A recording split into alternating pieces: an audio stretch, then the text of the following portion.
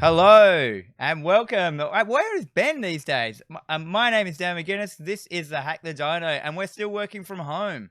We've seen Ghost of Tsushima gameplay and our first look at Unreal Engine 5. And we're talking about the best game of this generation. And here I am, a Metal Gear movie on tonight's Critical Path.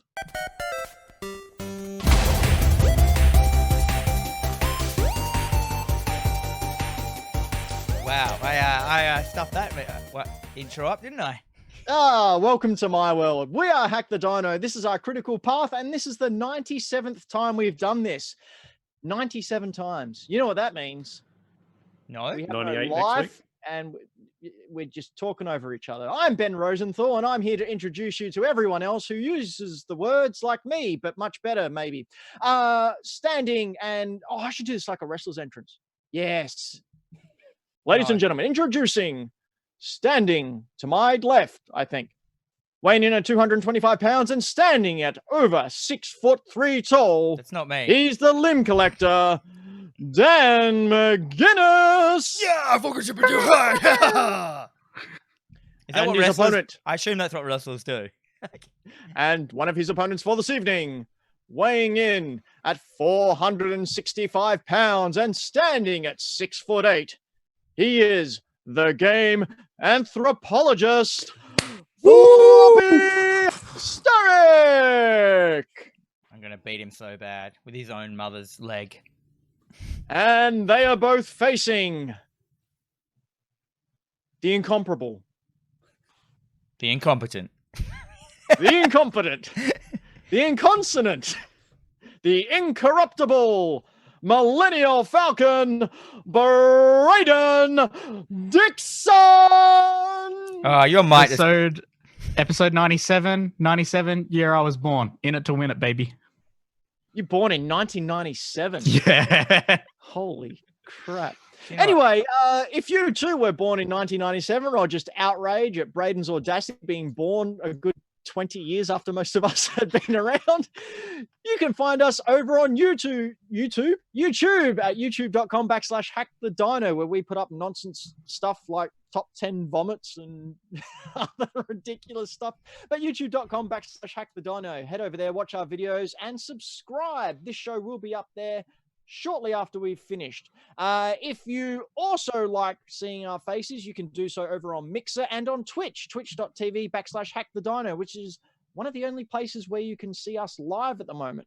I say one of the only because you can also see us live over on Facebook. But I don't have a graphic for that. yeah, no, I was trying to skim over it. Facebook's really good at, having old racist aunts type really bad stuff. But if you want to ignore that, head on over to our Facebook group at Hack the Dino Facebook, facebook.com/hackthedino. That's the one. There you can talk to other like-minded people, read the internet gaming news, and I don't know, what do I say every week? Flog a dead horse. Yeah, that flog. That's an We're not that Australian kind of word website. for Flog. Beating. flogging the log. No, not that beating. But if you don't want to see any of this, you can, of course, hear our podcast over on Spotify, over on iTunes, over on all the other podcast apps if our visages harm your eyes. What have we been playing? What have we been playing? That is a great question. See, this is why I can't get my shit together. What we've been playing. It's all right, Dan. I'll be on the button soon enough. Yeah, you with me, you either get a great conversation or the button's working. So, although I haven't given you guys any of that tonight this week, but we'll get there. So, am I first? I am first. Let's see what I've been playing. So, I've been playing. I'm going to move it over to the game now. I've been playing full game. That's Braden. I've been playing Hunt Showdown. So we did a live stream of this on last Friday and Sunday. You can see here I've picked the spot where I'm not moving. And that's a horse's willy. So this game, it's great. Braden's laughing at me off screen. I can't handle it. So basically, this is an online game. We all got together. The Hack The Dino stream team I had in there. I've had Floppy, I've had Engels, I've had Anna, I've had me. I think that's all it's played. Oh, we've been in there. Brad and I played Friday the 13th. No, for this game. Oh, sorry, I wasn't paying attention. That's fair enough. So basically, you go in as a team of 3. It is an online game only, so it's one of those kind of vibes. You go in as a team of 3. You are up against 3 other teams of 3. People playing. Then you, I just saw some pretty funny comments. Hello in the chat. Oh man, I'm just gonna try and get my shit together tonight. I can't do it. I believe in you, Dan. I know. I I just have to calm down. I've had an ampy day. I had too many coffees, and now I'm all like. Now, so you go into this game. This game was good fun. So we went in. You're up against 3 other teams, and your goal as bounty hunters is to get the bounty.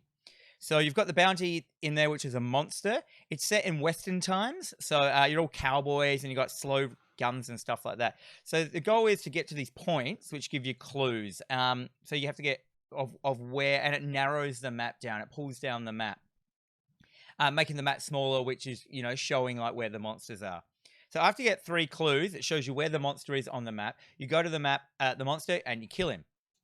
As soon as you kill the monster, you then have to banish the monster. And that takes like about 3 minutes. Once you're banishing the monster, everyone else on the map who are also trying to get this monster, they are alerted to say where the monster is getting banished. So all these other players come at you, and you have to protect your bounty. Then once the monster's As long as it's at you. yeah. And then once the monster's dead, you get a token, and you can hold on to that token. You can drop it if someone kills you. So you can basically do all the work, and then another team can come in and steal your bounty, and it's bail. Once you've got your token, you go to your extraction point, and then you have to wait for 30 seconds for the extraction to get you out, and that's how you win a round. So you have to wait for the monster to come on at you. Come on out, yeah. And then wait for him to extract after 30 seconds? No. I'm not going to get into it. It's an online game. You're all trying to kill a monster. You're in teams trying to kill a monster. I should have said that. It's a pretty cool game. So there's all these crazy little elements in the game. So you got like, not only you have the monster, which is like a giant spider, or like a giant pig man, or stuff like that. But you also have all these other kind of crazy monsters, like ladies that have bees in them, and then the bees attack you. And they'll attack you until until you kill the lady and stuff like that. You also have like great every character. So you have permadeath. You yourself you upgrade. As the player upgrades like levels, but you also trigger warning here. Anyone who's seen Neverending Story, don't watch this segment. Skip. So you as a player have an upgrade system, but then also your character that you have, it has a level as well. Once you get past level 11 with your playable character, if you die in there, you lose that character completely, and you have to bring in a new character, so you lose all of its perks and everything. Oh, there's the spider. So that was really, I think that's a really cool thing as well. So you kind of like swap between characters. All your weapons are upgradable, swapping stuff in and out. It's just a great fun game. You have so the enemies are great. You have like normal zombies. You have like zombies that are on fire that when they get near you, they explode. You have like swamp monsters. They're these like, monsters in the swamp that are little tentacles that come up and pull you down into it. It just creates a lot of funny, ridiculous online moments. And it's very, like laughy. You're doing stupid stuff. Like, it's just a fun game. And then you get, so you're playing it, and then you forget that there's all these other players in the map as well. And you're like, suddenly you come across dudes, and you're like, whoa, and you're fighting dudes, and then you go into monsters again. But some are like critiques on it though. It's only got online play. There's no campaign or anything like that. So if you don't have any mates, it's bloody rubbish. But apart from that, that's what I've been playing. Do you reckon that do you guys have an idea of what that is? Like, I was going to say, yeah, my one question for you was going to be how you rated the monsters, being someone who loves some like B-grade horror films and stuff. There are some great monsters in there. Like, and I didn't even see them all.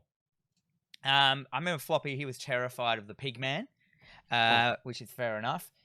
You have stuff as well like monsters. Like, so if there's fire elements in there, you can throw Molotov cocktails and that. There are monsters that are on fire. But if you catch fire, you actually have to pat yourself down and pat yourself out. Otherwise, you just stay on fire. there's all these like things like that. You've got three. Can you do better dunks then? Oh yeah, you're on fire. Yeah, great. Great. Stupid. The graphics are really, really, really good for an online game. I thought, for pure like beautiful grass effects, lighting effects. When you do a night one, you've got a torch on you. All the like, you know, the shadows like of the other players in your team. You know, they throw shadows out and stuff, and makes it all creepy and eerie. We got some people there that everyone hates the spider in this game. We can see the chat going like crazy for no spiders. The spider is terrifying. It's a giant spider, and when it lifts up, it's like those. It's mandibles. Is that what they're called? Yeah. No, it was like that. Fangs? There's a human face in there, like in a scream pose. Like it's just horrible. And yeah, we did a bit of housekeeping. We did. So if you want to see us more of this, we did an edited stream. I did an edit down of the stream on our main channel on Hack The Dino, so you can go over there and look at the let's play of it. I edited down like 4 hours of gameplay into 6 minutes. So it's the cream off the top. So that's what I've been playing. Does anyone else have a game they've been playing? I'm sorry, that was like the worst.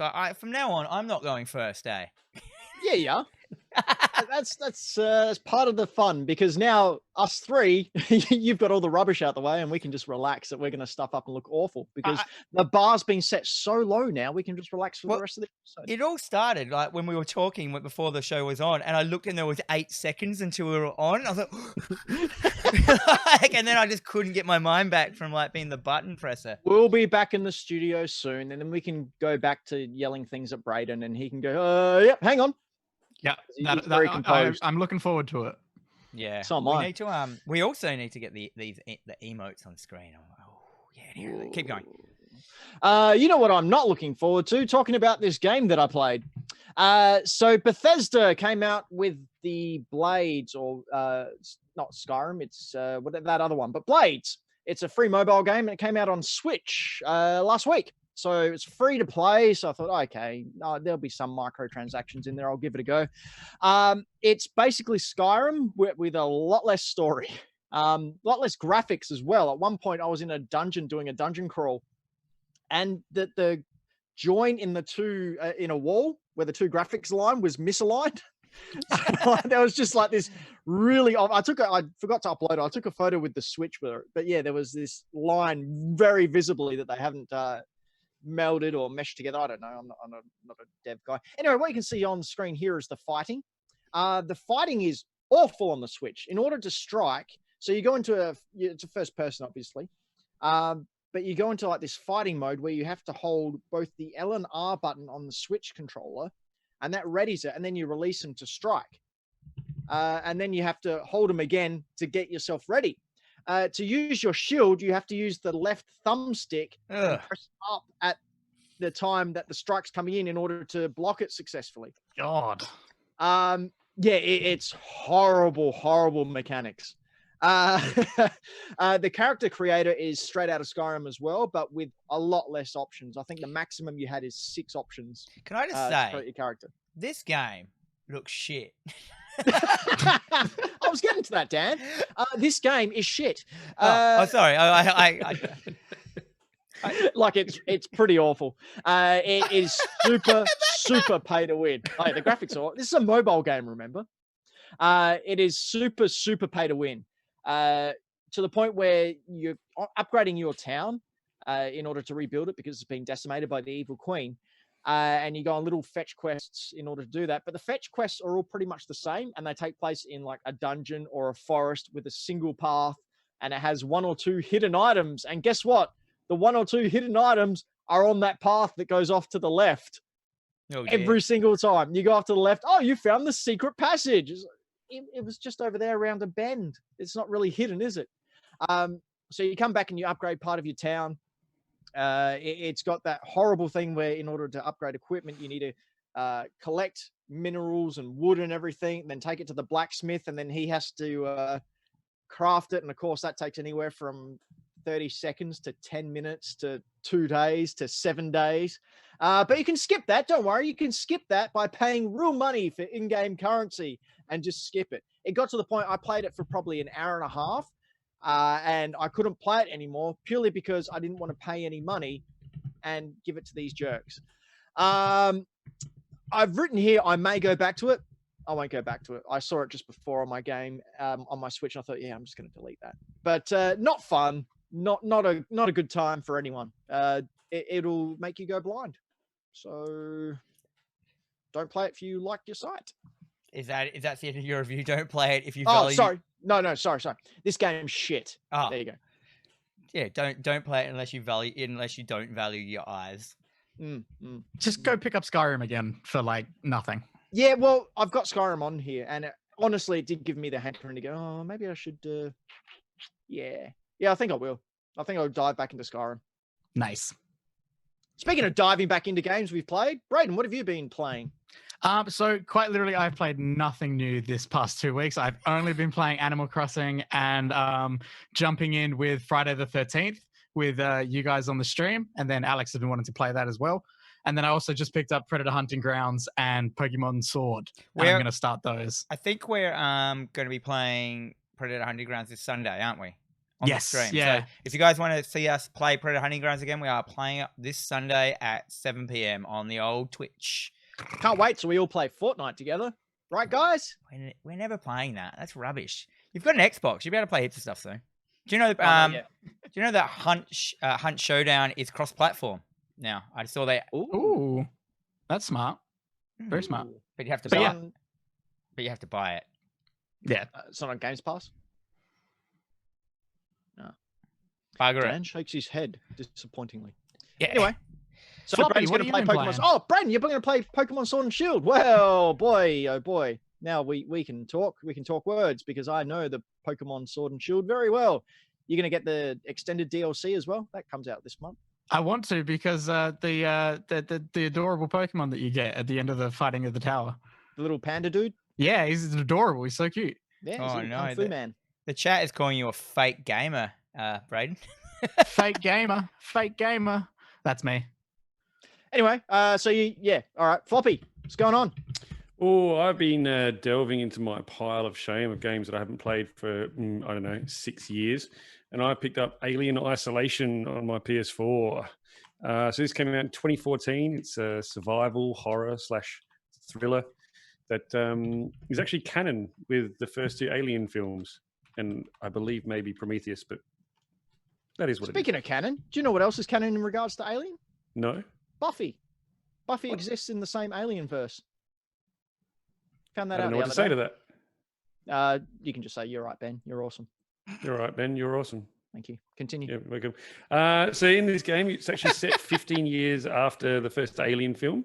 So Ripley's floating around in space after blowing up the Nostromo and kicking the alien out the back door. And you play her daughter, Amanda, who's not actually referred to until Aliens because she's passed away because she was old. But you play Amanda Ripley, 15 years after Alien, going out. She's been searching for her mum. And you hear about a flight recorder for the Nostromo that's been picked up onto a station that looks remarkably similar to the one that Ripley was on in the first film. Now, when they've done this game, they have gotten all the data. It was terabytes of data from the guys that made the film back in 1979. And they have spent ages, well, I don't know how long they spent, but they put a lot of effort into recreating the look and the feel of that 1979 sci-fi. And it is phenomenal. Like, it is so good. The look of the architecture, the feeling of all the technology, it really looks like they've built up this world to look futuristic from things they had in the 70s. Like, it is so good. You actually feel like you're inside that movie. What are you talking about? 70s? This is in the future, Floppy. They got spaceships. Yeah, but so they built that movie in the 70s. It's the future 70s. They built the movie. Future. They filmed it. No, Floppy. It's in the future. We don't have spaceships, and we didn't have spaceships in the 70s either. Yeah, we did. What? So one thing I was really surprised at. If we don't get to a future where everything gets really filthy really quick, like no future tech should be clean. And neon lights just everywhere. Neon. Hey man, and have you seen how cheap neon lights are these days? Every kid's room has a strip lighting nowadays. Hey, Floppy, what do you think of neon lights? Oh, I like the lighting. The lighting in this game in particular was really good. The lighting does look beautiful. It is. Look, they use shadows. They use like you can see like the, I guess it's smoke and sort of really, and spotlighting. They use it really well and it really adds to the atmosphere. It's actually terrifying. You'll see your shadow get cast on the wall. That'll scare the bejesus out of you. Yeah, I And love it stuff actually like makes that. it feel like a game that was made maybe last year or this year, not one that was made 6 years ago. Again, Floppy, Yeah. it's in the future. Sorry, mate. You're right. Sorry, in the future. But that does fall apart a little bit when you see the character models, which are a little bit dated. But I'm totally okay with that because the atmosphere of the game and the storytelling is really good. Now, the alien in this, there is only one alien, so it sort of takes after the first film in that aspect. And they put a lot of effort into the AI of the alien. So the alien doesn't follow a predetermined path. So you can't just sort of time it and work your way around it to avoid it. This thing will hunt for you. If you leave a door open, it'll come and see why. If you knock a canister over, it'll investigate that sound. You'll hear it in the vents above you, in the rooms next to you, and you'll end up just hiding. I've spent probably 20 minutes today already just hiding in cupboards, watching this thing prowling around outside, just praying that it didn't hear me breathing. Floppy. It's not in real life, mate. It's just a game. You don't need to hide in the cupboard. My workmate's playing this game, and he said he was like playing it, and he got into a room there was no way out, and the alien was just waiting out the front of the room. And he's like, he goes, I can't get out. So he just put it down to easy, like the setting, and the alien just ran off. I'm playing on sort of, I think it's normal. And yeah, look, you don't fight the alien. This is not a game about about fighting it and trying to beat it. It is about trying to avoid it, trying to distract it and stealth your way around it. You can't take this thing on. If it gets a hold of you, its tongue's coming through your face or its tail's coming through your chest. Just like my ex-wife. Jesus. I don't have an ex-wife. I wonder why. Because I'm a catch.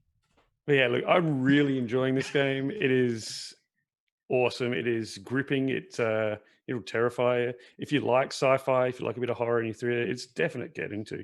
Like, it's so good. Especially if you're a fan of the Alien franchise, like I really am. And yeah, it is like it was made, well, it was made purpose-built to fit into that, and they've done a great job. Good. So great job. How many face huggers would you give it, Floppy? I would give it 6 face huggers. 6? Out of 7. That's a lot of furry eggs you got to wade through to get those things that got to go down your throat. Yeah, that's right. Did you say furry eggs? No, I said news.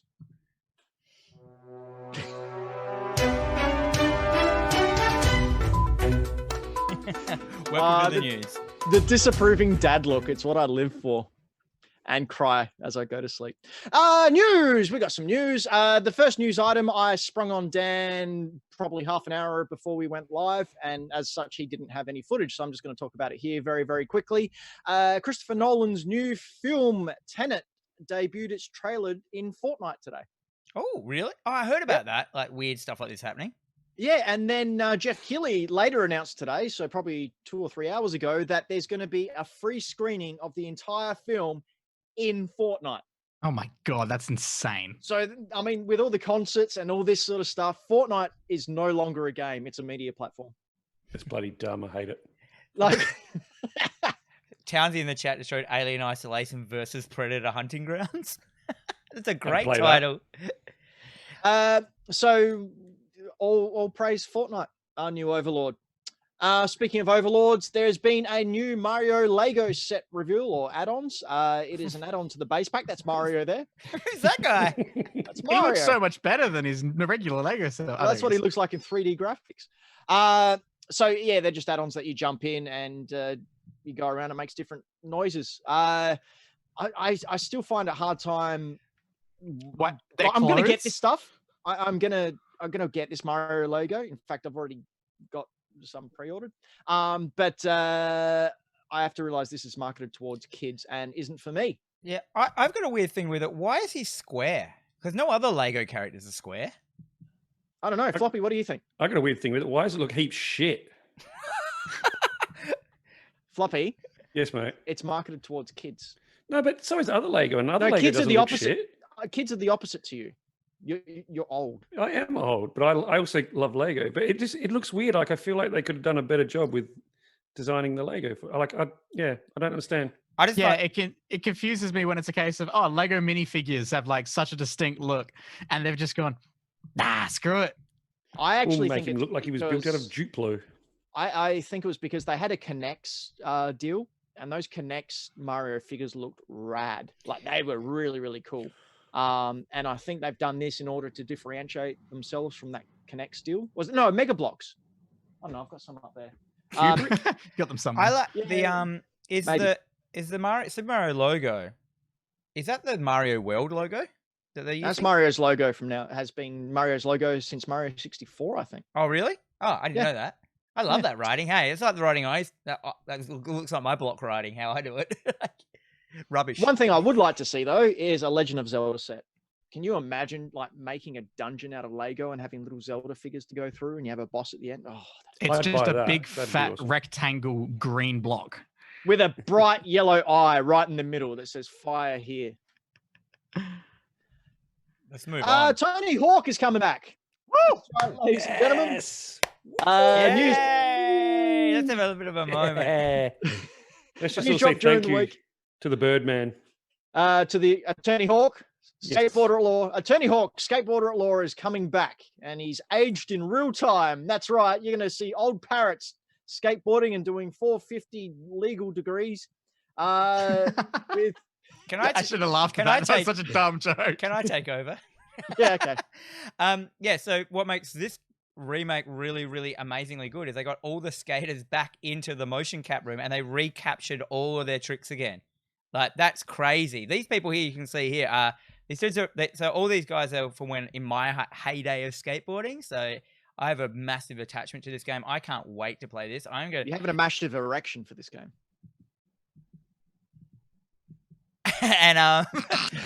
and That was some TV sitcom cutting gold there. Thank you. Good work, Dan.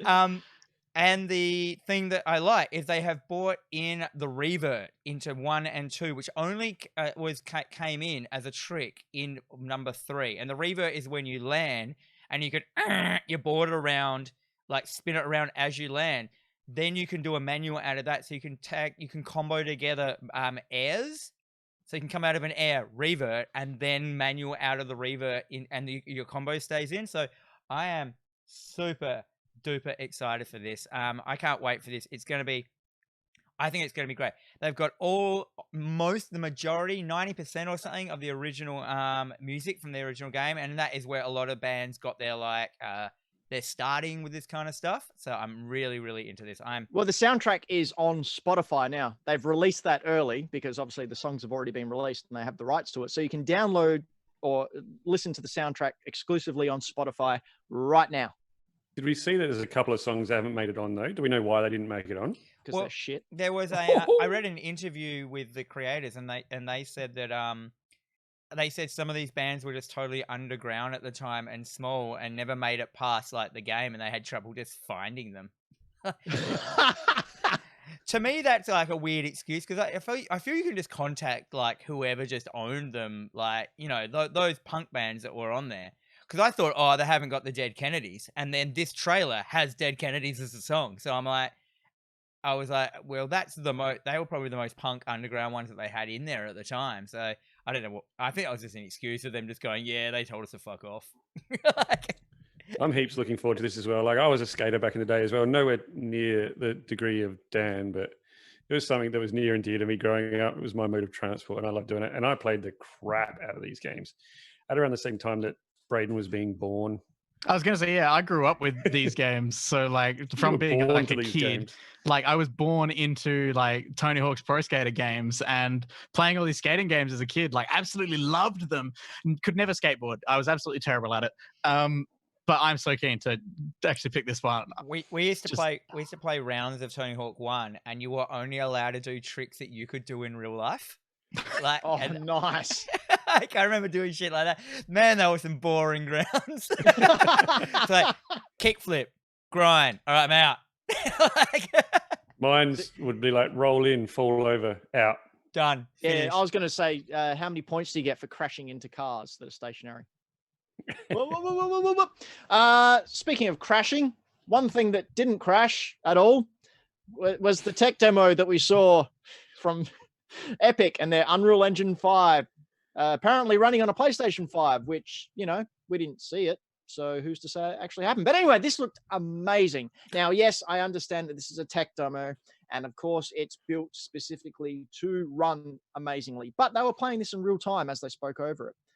They were able to take us on a journey and talked about triangles. There's lots of triangles in the future. So many Polygons. triangles. Dude, Oh my god. Yeah, they were That's so the- about triangles, eh? It was so good. I loved how many times they mentioned triangles and billions of them. I was like, oh, this is so good. Didn't they go into how many billions of triangles was made up like a rock or something? Yep. And that's what you need in a tech. Apparently, this was for, was it GDC? It was supposed to be playable at there. So, like, Yeah, everyone was going to be able to play it at GDC, but of course that didn't happen. But what made me sort of scratch my head is, remember that really boring PS5 tech talk we had? Do you know what would have made that really interesting? This Triangles. So many triangles would have saved that talk. If he just talked man. about the amount of triangles the PlayStation 5 can handle, man, I would have been trying to listen harder. Mark Cerny goes on a 25-minute rant about 3D audio capture and send me pictures of your ear. I love And then he that. follows it up with a 40-minute rant about triangles. Yeah, Why- man. Why not? This looked amazing though. Like we have to give them credit. Like this. Oh, is it's bloody gorgeous. This is probably the first look at like next gen graphics, like proper next gen graphics. This is not a game that will be able to, will be ported over from the old system, so it has to be able to run on both things, even with a graphics gigolo, whatever that means. You know what I mean.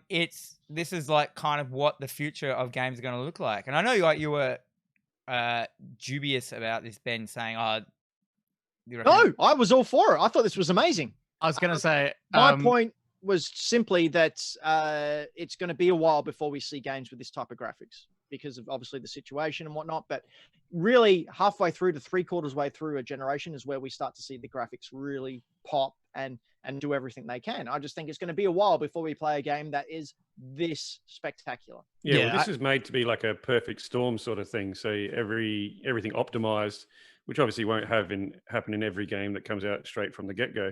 But it bodes pretty well for hopefully an Uncharted or a next Tomb Raider game. And with how accessible like Unreal Engine is now to creators, like seeing games with this sort of lighting effects and these sort of ideals look on the PS5 and everything, like we're probably going to see this maybe late next year, like for some like indies who are like playing around with it. Yeah. But it'll be super interesting to see what they do. I can't wait to see Zelda Ocarina of Time remade by a fan on Unreal Engine 5 and just sit there drooling over that video. Yeah, it's how's that they were saying like one of those statues in this room is like it's film quality, like the graphics is what they would use in real life. They dropped film assets in. Yeah. or- Yeah. And then they're like that's the first thing I'll show you. They showed like they 300 of them? showed the statue like Just the single one. yeah, statue, and they talked about it for a while, going, this is like, this statue is good enough to be in a film. It says blah blah blah, lighting, like polygons, triangles, and stuff like that. And then they're like, and here's a room with like 180 of them in it, all rendered in real time. And I was like, whoa, that's sick. And like, I know that's like they can use that technology like in No Man's Sky, where it's just the same thing it's showing and it's not taking up space. But I'm still like, the only problem I had with this like tech demo is like the girl's face was weird at the end, don't you reckon? No, I thought it was great. She looked for me, she She's looked got a like slight cartoony look. yeah. Like, they went for but you a- have to. You have to have that big eyes and that slight anime look, because otherwise the uncanny valley comes in way too much. And Yeah. one thing I don't know if they've got it right yet, certainly I haven't seen it, is the teeth and the eyes. They're the two main things for me that bring that uncanny valley and make me feel really, really uncomfortable. The Yeah, teeth always look weird. The and lips eyes will always look move weird. and the teeth will never move. Exactly. So if you have it slightly cartoony, realistic but slightly cartoony, it sort of takes that away, and you've got more of a comfortable situation happening. like Bender. How amazing is this like fluid motion though? Look at that. Oh my it's god. great. Think about any superhero you want with a game with physics like that. Squirrel Girl. That looks fantastic. Oh, Squirrel Girl's amazing. I would love a Squirrel Girl game. Yeah, Squirrel Girl with a nut sacks. That's awesome. She's Speaking of nut sacks, do you know who else uses nut sacks? A Ben. ghost. A ghost living in ancient Tsushima when he's going up against the Mongols, Kublai Khan. And you too will be able to go up against Kublai Khan and his nut sacks in the hit Sucker Punch game, Ghost of Tsushima. Why are Oh, you sure. advertising this like we're selling the game? Because Andrew Goldfarb's right behind me with a knife. How did you afford that new car, Ben? Whatever do you mean? Anyway, this game's great.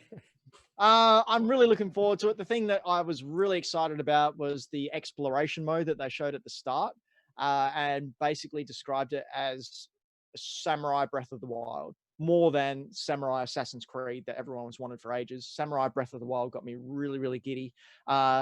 The fact that you can choose the fighting style, you can just storm in as a samurai and take on everyone, just barnstorming in, or you can be the ghost and be a stealthy assassin. And they said in a recent interview that you can swap, like that you don't have to be the samurai or the ghost. You just go into a level and you play it the style that you want. Like, so if it doesn't work as the samurai, you can probably come back around and come back at, like, you know, just be, I'll try it as the ghost. Maybe this is more of a ghosty vibe, like, you know. And so I'm cool with that because I didn't like the idea of choosing ghost or assassin. What is it? Or samurai?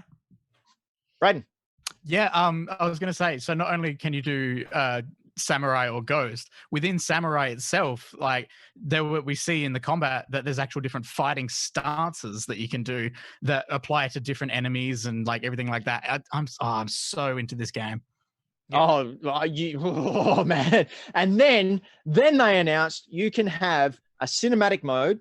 So it looks like a Kurosawa film. And you can also have Japanese dialogue. And I just exploded right there. Here we are. I found it finally. This game is look at that. Look how beautiful that is. They've got a slight grain on it that you can't really notice, but it looks like those old Japanese samurai films. I'm playing the whole game in this mode. Japanese soundtrack with subtitles and in the black and white cinematic mode. I cannot wait. Floppy? I think I'm the only person that I've met so far that's not actually excited about the black and white stuff. I'm not. Absolutely. Floppy, Dan, it's been lovely to have you on the show. I'd like to thank you for everything you've contributed and wish you well in your future endeavors. So, Braden, what do you most like about Ghosts?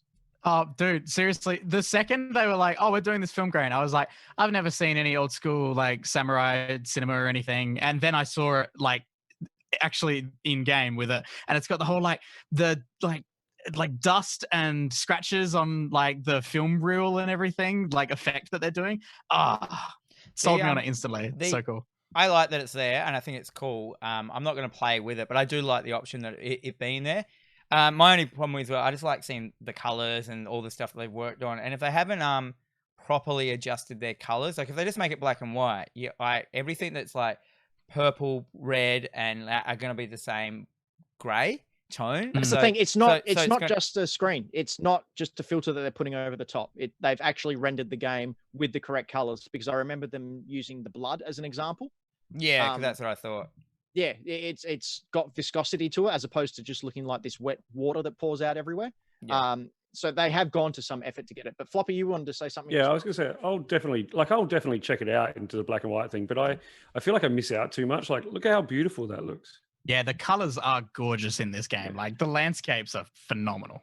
That, and I won't do the Japanese subtitles purely, not because I have anything against Japanese subtitles, but I take too long to read it and I miss what's happening on the screen. Same reason I can't watch stuff in subtitles. And also, I don't know if anyone else has noticed this, but the lip syncing is being synced up to English audio, not Japanese. I don't know if that'll get patched out before release, but that's the first thing I noticed. I just went, that's taken me out of it a little bit. But not as much as people speaking great English in 1600 feudal Japan. That'll see, that doesn't bother me at all. Nah. I mean, my one of my favorite shows at the moment is Chernobyl, and that's English people in Russia. Have you ever watched Prince of Thieves with Kevin Costner? That's how we do it in England. Speaking of Prince of Thieves, you know what's better than a prince? A king, an origami king. Much And we're better getting segue. an origami king on July 17th, the same day as the Ghost Man. Here is Mario in his paper form talking to psychotic, scary-looking Peach girl. Anyway, this was a surprise announcement. Well, for those of us who didn't, follow the leak that came out that suggested that this was coming, as well as some Mario remakes. But Dan? I like that this is Nintendo's answer to Ghost of Tsushima. Yeah, man. Hey, this looks amazing, though. Hey, this could outsell. I mean, Labo outsold God of War. Those two came out on the first day. I mean, I still wanted to talk a little bit about Ghost of Tsushima, but we moved on. But I was like, I think some people might be like a bit burnt out on the samurais after like Neo 2, Sekiro, that's what it's called. But yeah, so people might be like, oh, I've just played a whole bunch of samurai. Maybe I will move into a bit of origami. But look how good this looks. Like, look at all this stuff that's happening. And I love the 2D-ness of it. Paper mache. Like, you see that guy with wire and paper mache? This game looks so good. But it doesn't show you what the actual game is. Like, I don't think it's an RPG. Like, traditionally, the first couple of Marios were an RPG. Numbers turn-based fighting RPG. I think this is more adventure, roaming, jumping on heads type game, like the last one. Crazy good. Like, I saw this trailer and I was like, holy shit, this is like, why aren't more people talking about this? This is so cool. Oh, it's very well regarded. Floppy? Yeah, I was just going to say, look, Dan kind of touched on the point, but I was thinking, looking at all the games that are coming out, we've got The Last of Us, we've got Ghost of Tsushima, we've got Cyberpunk, we've got these really heavy, really dark, really full-on titles coming out. Like, this is going to be like that little breath of fresh air that people are going to play as like a palate cleanser. And I think it's going to do heaps well because of that. Yep, and that's what Nintendo's really, really good at, being that second option. They don't expect you to spend all their time, but, when you want 5 minutes, 10 minutes to chill out, there's Animal Crossing, here's some Zelda, maybe a Paper Mario. I've got this nice quiche. They're there to service you. They're not there to monopolize your time because they understand that you have a life. Braden? Was it just me, or was the start of this trailer scary as hell? No, that was just you, Sketty man. No, like, it was creepy as hell. Like, Peach coming out and being like, no, you're going to join us, and like damning him to the pit. It was spooky. Peach was weird at the start of this, I was like, she's not usually like that. Like, or is she? Man. Am I just comparing her to Zelda? Neither of them are like that. Cancel, Dan. I don't know how Braden made it through Friday the 13th. He finds that freaky. Honest to God, no, that scared the absolute shit out of me. Actually, that's one thing I wanted to ask. When we were playing Friday the 13th and I was Jason, I decided that I was going to hunt down Braden. And I spent the whole game just going, Braden. That was great. Yeah, and then that was was that the round when we were all chasing around the car and you were like, which one of you is Braden? Yeah. Oh, and then at some point, I think, going off the topic a little bit, but at some point, Braden got his courage up and goes, yeah, you like that? And he came up to me and he was just hitting me. And I went, oh, okay. And I just took apart my shears, shoved one through the under his head and one through the side of his head and then cut his face off. It was great. Anyway, Paper Mario, fun for all ages. You should get it for your kids because there's no face cutting there. Dan, you wanted to talk about the Dreadex Collection that's happening on Steam. Yes, I did. Sorry, I'll come in. So the Dreadex, it is going to be released on Steam on the 26th of May. So that is actually, when is that? A couple of days from now? 5 days? No, 4. 4 days from now. And this is a horror game collection of developers that were given 7 days to create a game. A horror game that is inspired by the concepts of Kojima's PT demo, if you can remember that. Playable trailer? Playable teaser? No, it doesn't ring a bell. No. Is that what does it stand for? Is it playable teaser? Playable teaser. Playable teaser. And so this is the collection of it. And what does it say? Explore the boundaries of horror and insanity in a variety of new ways. so this, I just thought this looked really good. Like the developers, 7 days to make it, 10 games. One of them in particular was what that triggered my interest straight away is the one that is based on an old Tiger game. So you guys remember Tiger? There it is. There, this one. So old Tiger games like handheld, LCD. Is that what they're called? LCD. Yep. Yeah. Yep. I've got one just over there. Yeah. So they've a whole game. Imagine in that style of what you could do with that concept as a horror game, and it's just so good. Like, I just wanted to like highlight this a bit. If you do a shout out to them, maybe if anyone's a Steam person, that this is 10 games. I forgot to see how much it was because I'm professional. But yeah, I'll look it up. Look it up. Yeah, that's just the news. It was kind of announced just recently, so I think it might have been announced this week. So yeah, check it out if you're a horror game fan, which I massively am. And the whole point of it, because it was like tribute to PT demo, the games were supposed to be created in a way that made you fight with a different concept or idea to a regular horror game. So to really work with the genre of horror and the idea of how a game works and bend that to try and create something that you weren't expecting. And I just think that'd all be really good experiences, whether they are or not. A lot of them, if you go through the list of the creators, they're dudes that have been out there for a while creating games. So it's I reckon it's worth looking into if you're a horror fan, which I am, and I probably will check it out. From PC Gamer, it looks like, I'm not sure if this is an American or an Australian article, but it says that it's going to be around $7. Can't go wrong. Either way, that's cheap. I've got a notice in the comments, someone said Game & Watches. These are different from Game & Watches. You can see they're a Spider-Man one. So they were just little games that you played with little men running around. It was just a single screen. So that's a Spider-Man one. I have an Aladdin and a Little Mermaid one around here somewhere. I've got a Karnov one. Karnov. That Street Fighter game's awful, but man, I played the hell out of it. Yeah, well, what made these ones? They were a little bit after Game & Watch, as in they had like levels a lot of the time. They were side-scrolling, and you finished a level, even though they were still in that LCD mode vibe. But like, I remember they had levels, which is like a lot of them didn't have, like kind of thing. But speaking of not having something, do you know what the PlayStation 5 doesn't have? Floppy. I'm so sorry. I was just totally going to add a comment on the end of Dan's thing there, considering it was a collection, and that there was another collection that was announced this week, being Mafia, with a complete remaster of number 1 and 2 and number 3 in there. And where can you play those games? On the PlayStation 4? On the PlayStation 4. Because you can't play it on the PlayStation 5 because they don't have any games yet. However, according to Sony CEO Kenshiro Yoshida, he has said the company will be announcing a lineup of games soon. Oh, soon. This was according to Bloomberg, which is, somewhat reputable. And speaking as a part of statement of the corporate strategy of Sony, Yoshida said, "We will soon be announcing a strong lineup of PS5 games." They also announced today, just as an aside, that the PlayStation 5 is 100 times faster than the PlayStation 4. That blew my mind. So I'm just gonna throw this out there. Everyone was ragging on PlayStation for giving no information, sitting on the sidelines. In my opinion, they've given more than an Xbox now. Like they've given the tech demo of everything about it. They gave the controller look.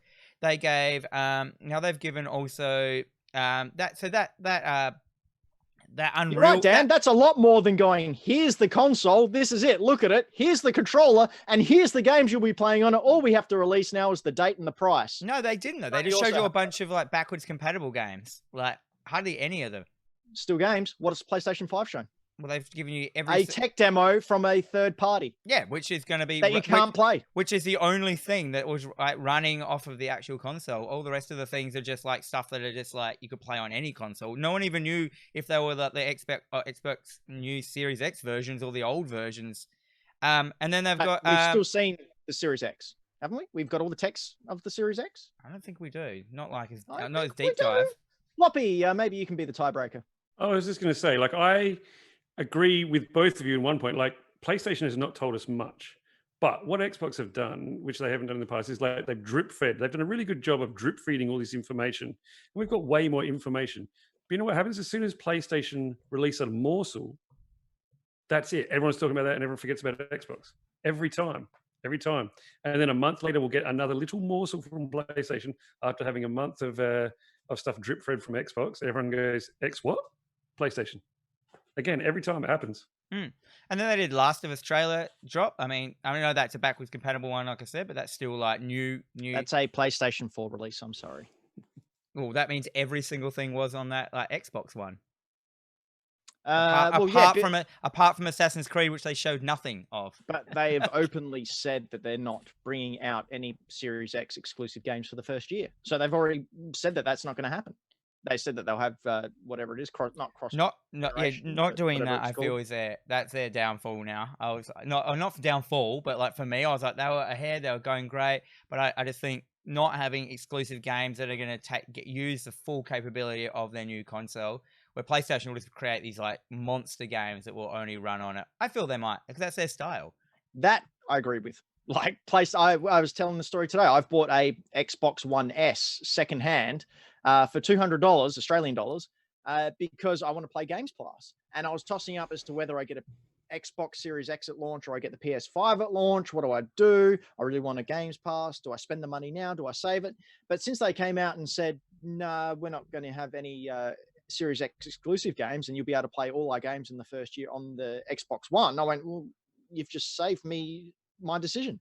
I'll get a PS5 at launch, and Series X can wait a year or two when there's some games on there that I probably want to play. Yeah, I mean, if I really push comes to shove, I've got Xbox Game Pass on my PC. I'll just get stuff on that. Anyway, speaking of PS5, what games do we think is going to be launching with that?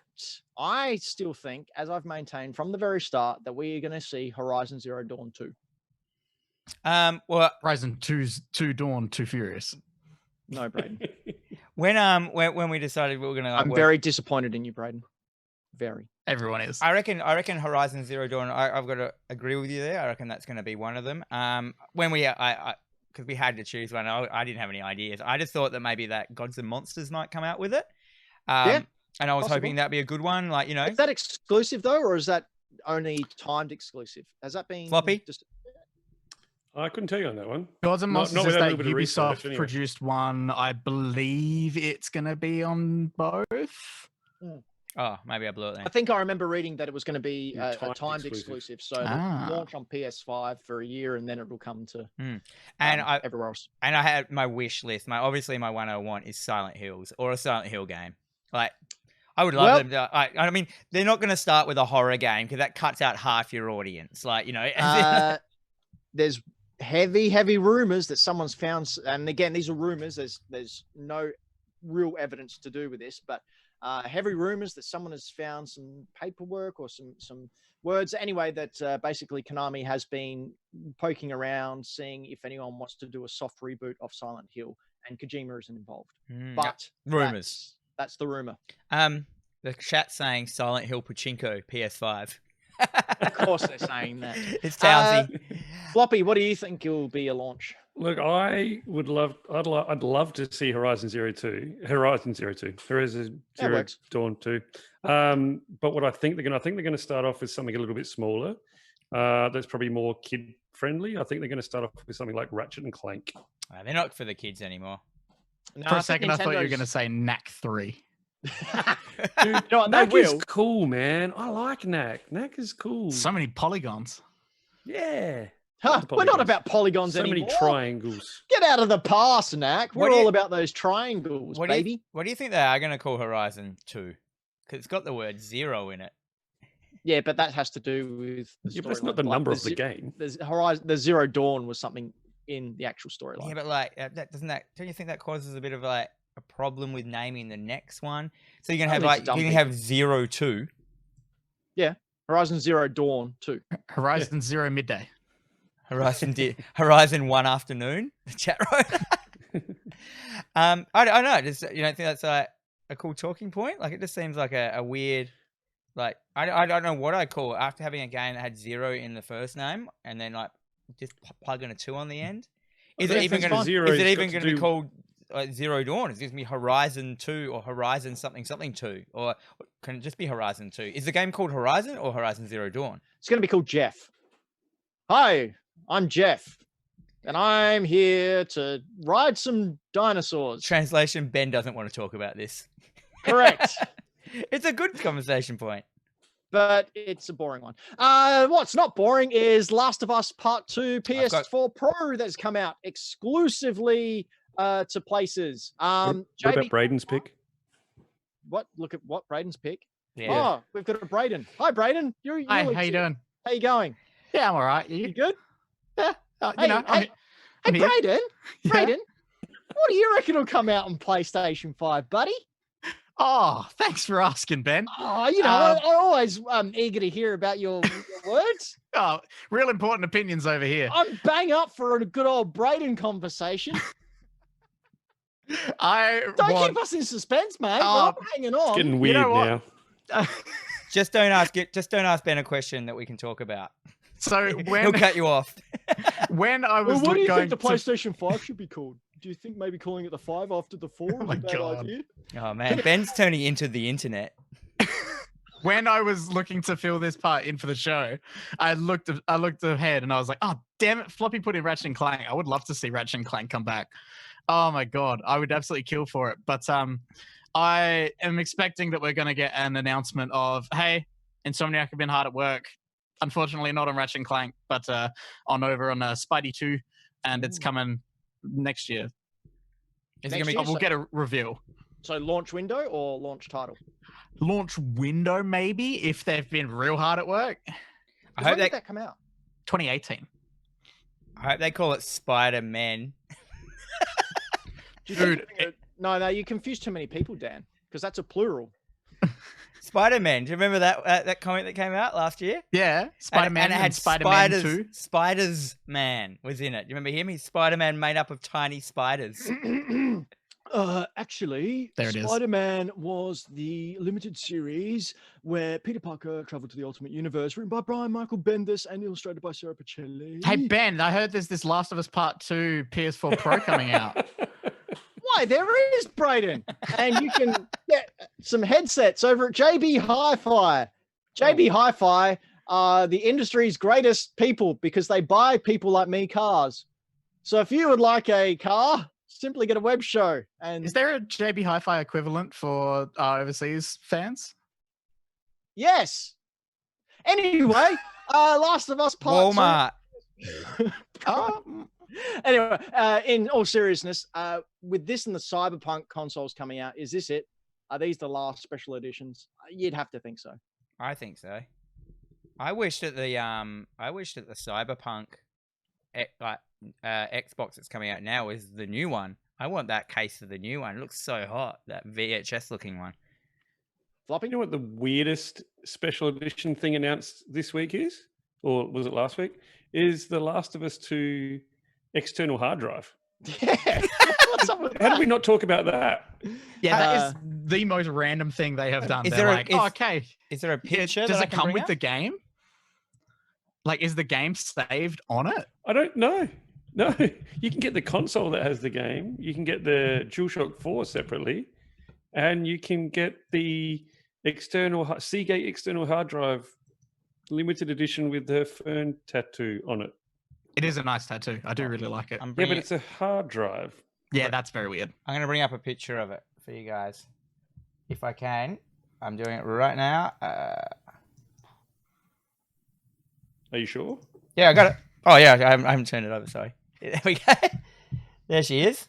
With her, Where are you going to put that? That's the hard drive. Do they want you to like lean it up against the special edition console that you got? Like just stick it up against. I do like that the console is engraved. Yeah, I do like that it's actually an engraved console. that's rather not a than just- that's not a console. Okay. That's the external hard drive. I know that that's the hard drive, but I meant on the actual console that they Oh. are doing. No, Like- but Braden, that's the hard drive. I'm a hard This is drive. the most chaotic show. My God. I love it. I like the shot that the picture they've chosen. She's like the most horrible moment that's happening to her ever. Like I she's was got just about to blood say, all that's over like... blood all over her face. She looks like she's wounded. Something horrible is happening in front of her. Quick, shove a hard drive in front of her. That's the perfect shot to use for marketing. It's like an accidental photo of like when you're at a family do or something and you've just turned around and go like, what? And they've taken a photo of you. Well, it looks like a baddie's throwing a hard drive at her. It's just about to hit her in the face. Stupid. Anyhow. I got to say, though, a Ghost of Tsushima console would be a pretty good one to, like, end on. No, Braden, it was a hard drive. It wasn't the console. Stupid. Get stuffed. Deals!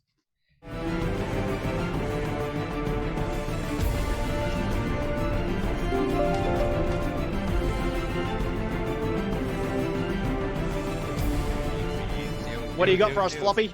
Oh, we got some deals. We got some deals all over the place on the PlayStation. And I've just noticed what you wrote on the run sheet because I almost read it. Well, you said you'd read anything that's written in the run sheet. So I did. So we did have NBA 2K20 up there for $7.55, down from $90, which is a huge savings. But whether they only had it up for a specific amount of time or a specific amount of downloads, so it's disappeared now. Might have been a mistake. No, I think the deal's just ended. But that's not all that's written there. There's something else. There's not. There's also now it has Mass Effect Andromeda. But that's Braden smells like a toilet in the morning after fish head curry. What? Yep, that's a good game. That one. I was just gonna say because I'm the one who went and filled in that. Oh, that deal's no longer available. I think I'll be nice and try and let them know ahead of time that deal doesn't work anymore. And then I've been slandered. But are you guys a fan of these basketball games? They look really good. Like the footage that we're showing now, they look like completely real. Yeah, they look great and they are good fun. But do you know what? There is so much assumed knowledge in going to play these games. I can't actually play them. Like I want to. I'm a big fan of the NBA. I love the Philadelphia 76ers. Go Ben Simmons. I can't play these games. I've watched There is a Kuroko's learning basketball. curve. I've watched Kuroko's basketball, the anime, so I know everything about basketball. Oh, that's really realistic too. That's just a good one. After that one, you can get Life is Strange episode 2 to 5 for $1.45 each. Life is Strange, really cool game, very narrative driven, dark, disturbing, really cool. So yeah, if you've already got the first one, I think the first one's free to download, but you could just buy the season pass for about $5.20 as well and get all of them. Definitely do it, especially if you like things like Telltale games and stuff like that. Have you played this one, Floppy? Do you know what's sort of the big mechanic that they use in it? Which one's this? This is the first one. I've only played like half of it. So you can fast forward and rewind time. Yeah, rewind time. Yeah. Yes. So time. So you can see what was going on. You can kind of like rewind it back. It was only a certain amount of time though, wasn't it? Yeah. Yeah. Yeah. But God, I cool. love this game. I like the looks of them so much. I've also got the second one at home ready to play. Excellent After soundtrack. that, yes. Also, Limbo and Inside, the double pack for $11.95. They're both very cool side-scrolling little platform. Very creepy. Very, very creepy. I haven't played Inside, but I've played Limbo. I played Inside. I played them both, and I did a stream and finished Inside in one stream. It was amazing. It's such a crazy, crazy, weird game that like it's got such an awesome kind of horrible ending. If you've ever played Little Nightmares or something like that, probably give these a go. These guys, Little Nightmares probably owes a lot to these guys. I'd say. Yeah, definitely. I've also streamed that if you want to see that. But what's next, Awesome. Floppy? Also, after Xbox Game Pass coming May the 9th, Final Fantasy 9 arrived on May 9th. Final Fantasy 9, so the RPG set in more of the medieval times, like the earlier Final Fantasies, than the sort of sci-fi ones that it got to. But very, very cool. If you like your Final Fantasies, jump on there. That's got that one. That was the one where they're all chibis, whatever they're called. Chibis. Yeah, chibi, I hate chibis. chibi robos. Give me real proportions in my people.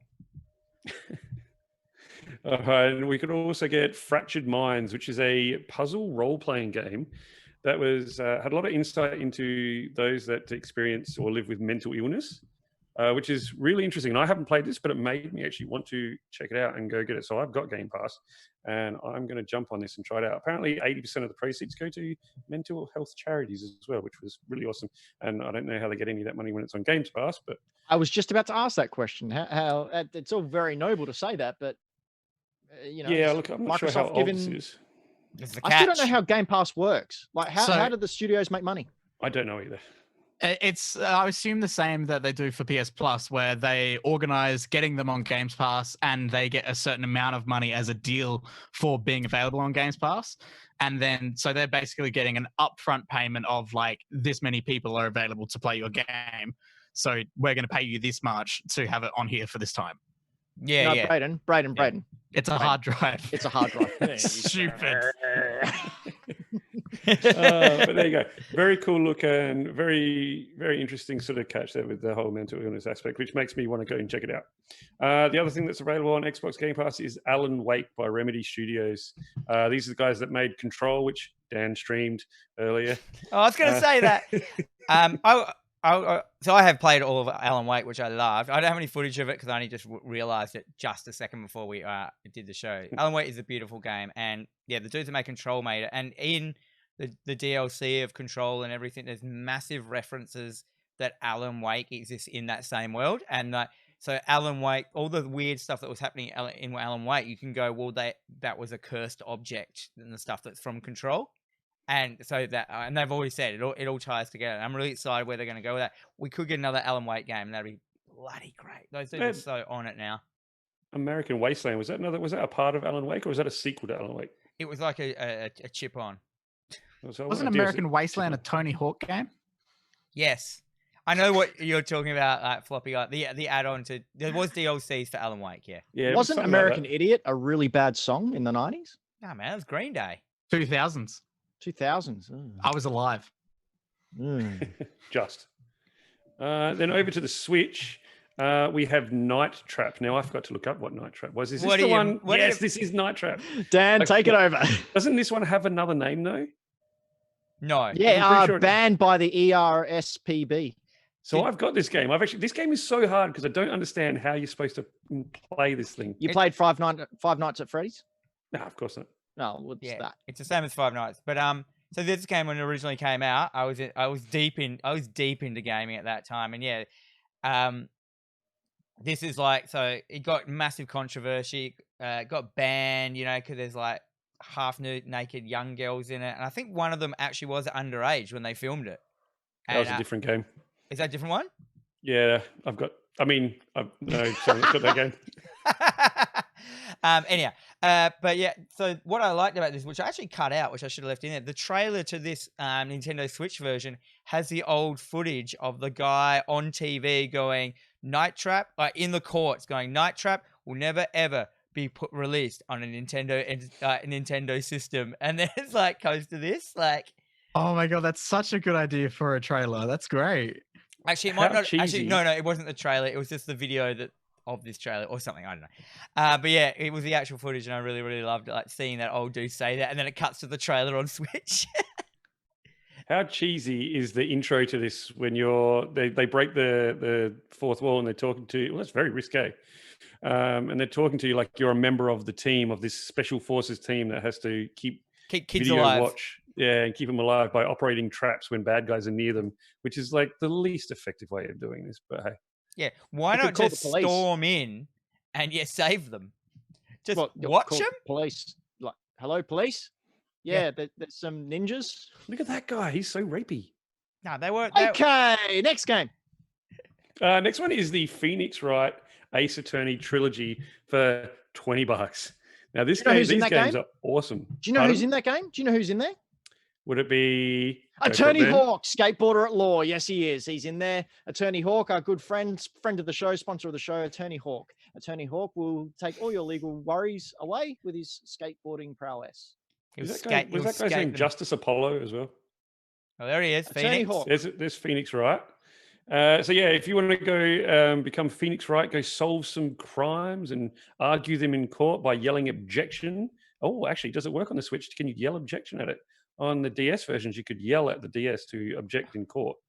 I'm not sure, but my friend used to play this, and she was saying that like you're in court and you're stuffed because you've got no evidence and stuff like that, and you just go like objection, and they're like, "What do you want, Phoenix? Right? Well, what have you got?" And you look at your menu, and all you have is like your badge to say that you're a lawyer, and you're like, I'm going to show this, and you actually show it in the game, and everyone just goes like, dude, that's just a badge. It doesn't mean anything. And I'm like, I love that they put that in there.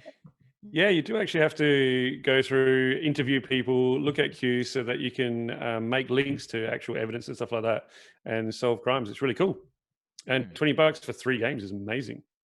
Yeah, So that definitely. seems good. Last but not least, Devil May Cry 1 and 2. $17.97 each. Not the cheapest, but if you are a Devil May Cry sort of brawler fan, definitely jump on that. Like old mate Dante with his jacket. Look at him flipping and flopping all over the place. I couldn't get into these games. I know people swear by the Devil May Cry games. I tried to get into them recently, and I enjoyed the new one, that one with all the Number 5. yeah, all the kids, the young people, the guy who looked like Kylo Ren and stuff like that. Like, yeah, it was Final Fantasy 15 / Devil May Cry. yeah, that was really fun and really well done, and it was so cheese and awesome. And I know the cutscenes in this are really cheese and fun, but I found the gameplay a bit uncheese. Like, it was I just didn't bad. play the first 2. I played number 4 and number 5, and they were cool. They were good fun. All right. Done. That's deals. Should we move on to the old Kojima watch, Ben? I just wanted to see what you guys would do when you had to end that segment. There we and I go. was in my head. I'm still in a dream, snake eater. In my head, I had, they're just going to sit there awkwardly until they're given direction. And I was right. But a man who doesn't need any direction, he gives the direction because his direction is always right. Direction. Kojima, and it's time for Kojima Watch. Now, this doesn't necessarily have that much to do with Kojima, but like he's sort of self-isolating, so not doing anything. So it's getting hard to find Kojima news. But here's something kind of tied to him. And it's a Metal Gear movie, and it's all been hyped lately. Now, would-be director of the Metal Gear movie, director Jordan Vaught Roberts, has been working on getting a Metal Gear Solid movie made since 2014. It's his passion project and hopes he can get it made one day. He sent out this tweet, which includes video game voice actors David Hayter, Paul Ilding, who was Randolph, he was Solid, yeah. Anyway, voice actors, they're there. And they did some talking, and it was funny stuff, talking about the movie that isn't going to come out, but they sure hope it will. He also released this concept art of Rex. Oh, that looks awesome. Damn, that looks sweet. You can't see, the little man's cut off at the bottom there. You can just see the head sticking out, but yeah. Yeah, that'd be amazing. Which Metal Gear was it where Snake and Octagon fighting in mechs? Like they're in mechs. Octagon. Octagon's this guy that was Ocelot. in that Ocelot, last sorry. video. That's his mate. Ocelot. No, that's Otacon. Yeah. Otacon. So, triangles. It was Snake and It's a hard drive. Liquid Ocelot in the mech in the Metal Gears, just punching each other in the face. I want to see that. What do you reckon about a Metal Gear film? Like, do you reckon it will work? Like, seriously? I don't think it will. Hey. They would just have to cut it down to, like, it would simply have to be Big Boss is the bad guy, and you don't know who he is. You're Solid Snake, and you're infiltrating. You come up against Liquid. He reveals that he's your twin brother, and the big twist at the end is that you're clones of Big Boss. I reckon they could even go back a bit further and just do like Snake Eater. Like, do a period piece in that time. Make it real simple, because that was pretty simple at the start. Like, you know, you just fight, like, that was one where, was that the one with Big Boss is the main character? Yeah. You're naked. Yeah. Yeah. And you're a naked Snake, and like just do that small storyline, like, and just like, you know, start, and then if they want to, they can go up from there. So I'm reading a book at the moment that I got from Pixel Crib, which is a fan site that writes books, and trying to get my head around still the Metal Gear storyline, and I just can't. I can't. I've watched. Yep. Wayne Brumley over on Facebook had said it was Alan Wake American Nightmares. Thank you, Wayne. Right, yes, that's what that add-on was called for Alan Wake, American Nightmares. So back to Kojima. He has nothing to do with the movie. Oh, really? That seems really like a big mistake. Like, this is the guy that created the characters. Yep, I agree. But he's been kicked out. He's not allowed to touch him. You're not allowed to play with our toys, Kojima, because you said some naughty words. Like, Can I have Boobies. money? Can I not have? Apparently, David Hayter isn't a fan of Kojima. He might be hard to work with, like he's a perfectionist or something like that. David Have's pretty No, funny. He's I think dummy he's just- thick. He's just a hater.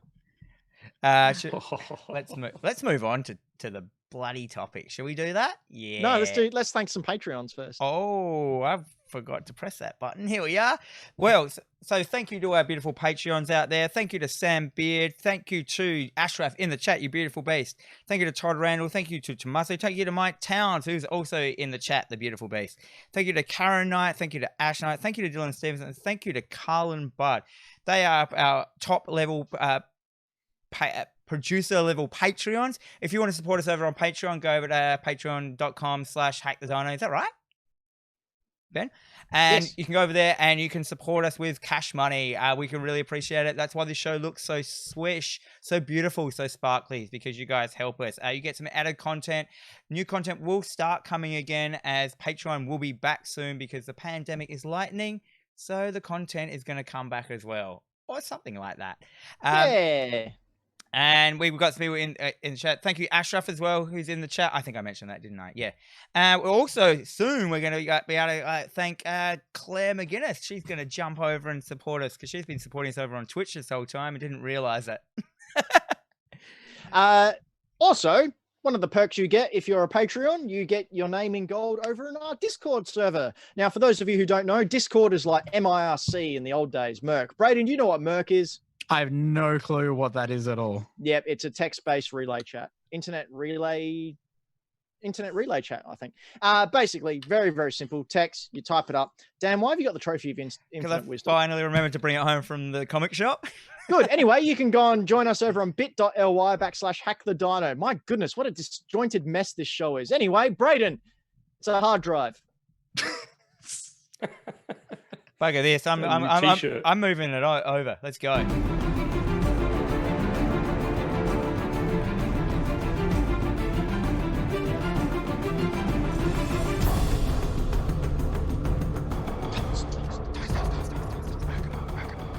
Anyhow, we're back for Tots. Pokemon.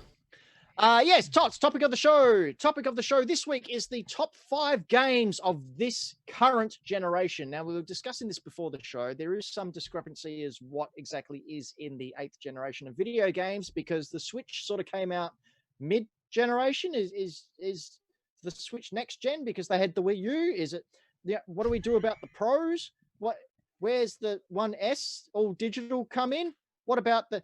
Anyway, so we've decided the current consoles that are out on the market now. So Xbox One series, the PlayStation 4 series, and the Switch. That's what we're counting as the current gen. We have got our favorite games of this current gen, and we are going to share them with you. But at the end, There's a but? there's a but. There's a big but. There's a big old but. Does lots of squats. It's real peachy like a snake. I like that. I cannot lie.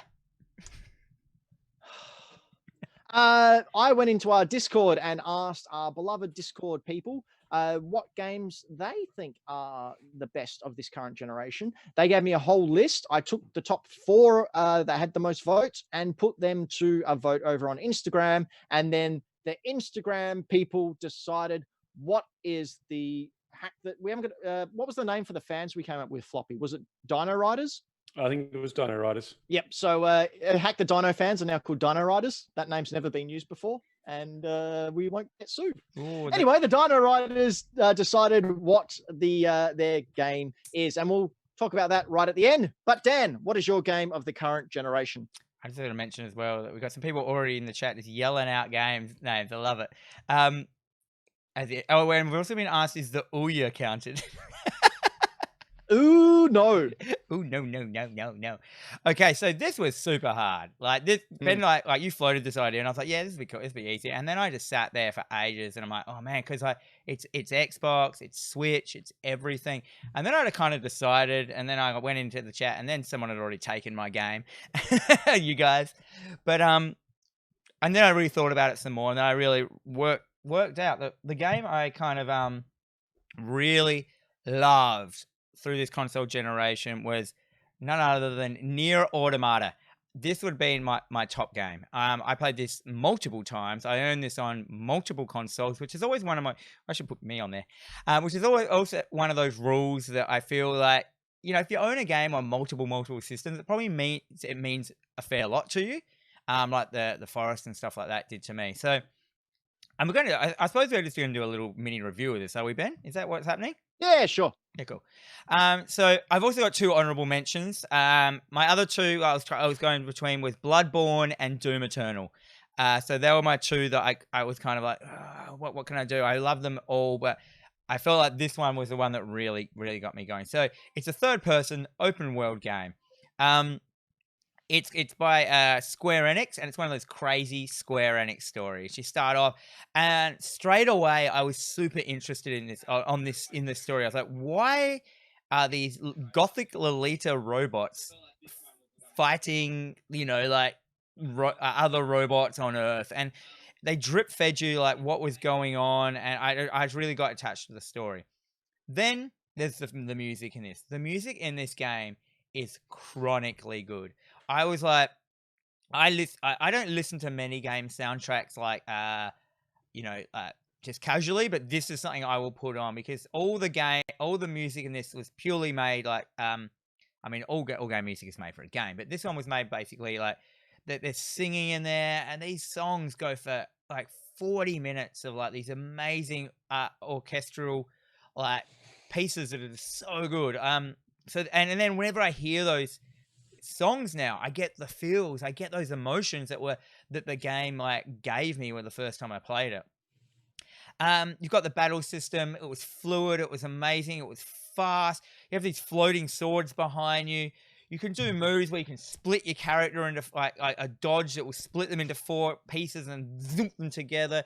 You can throw swords out and zink them back, like very Final Fantasy ish. But like it just had this awesome oozing amount of style to it that I had not seen in any other game. And it's the feeling that this game, that the stylistic choices of how they went with their graphics and how the characters talked and how they felt was just so unique to me. I'd never played anything like it.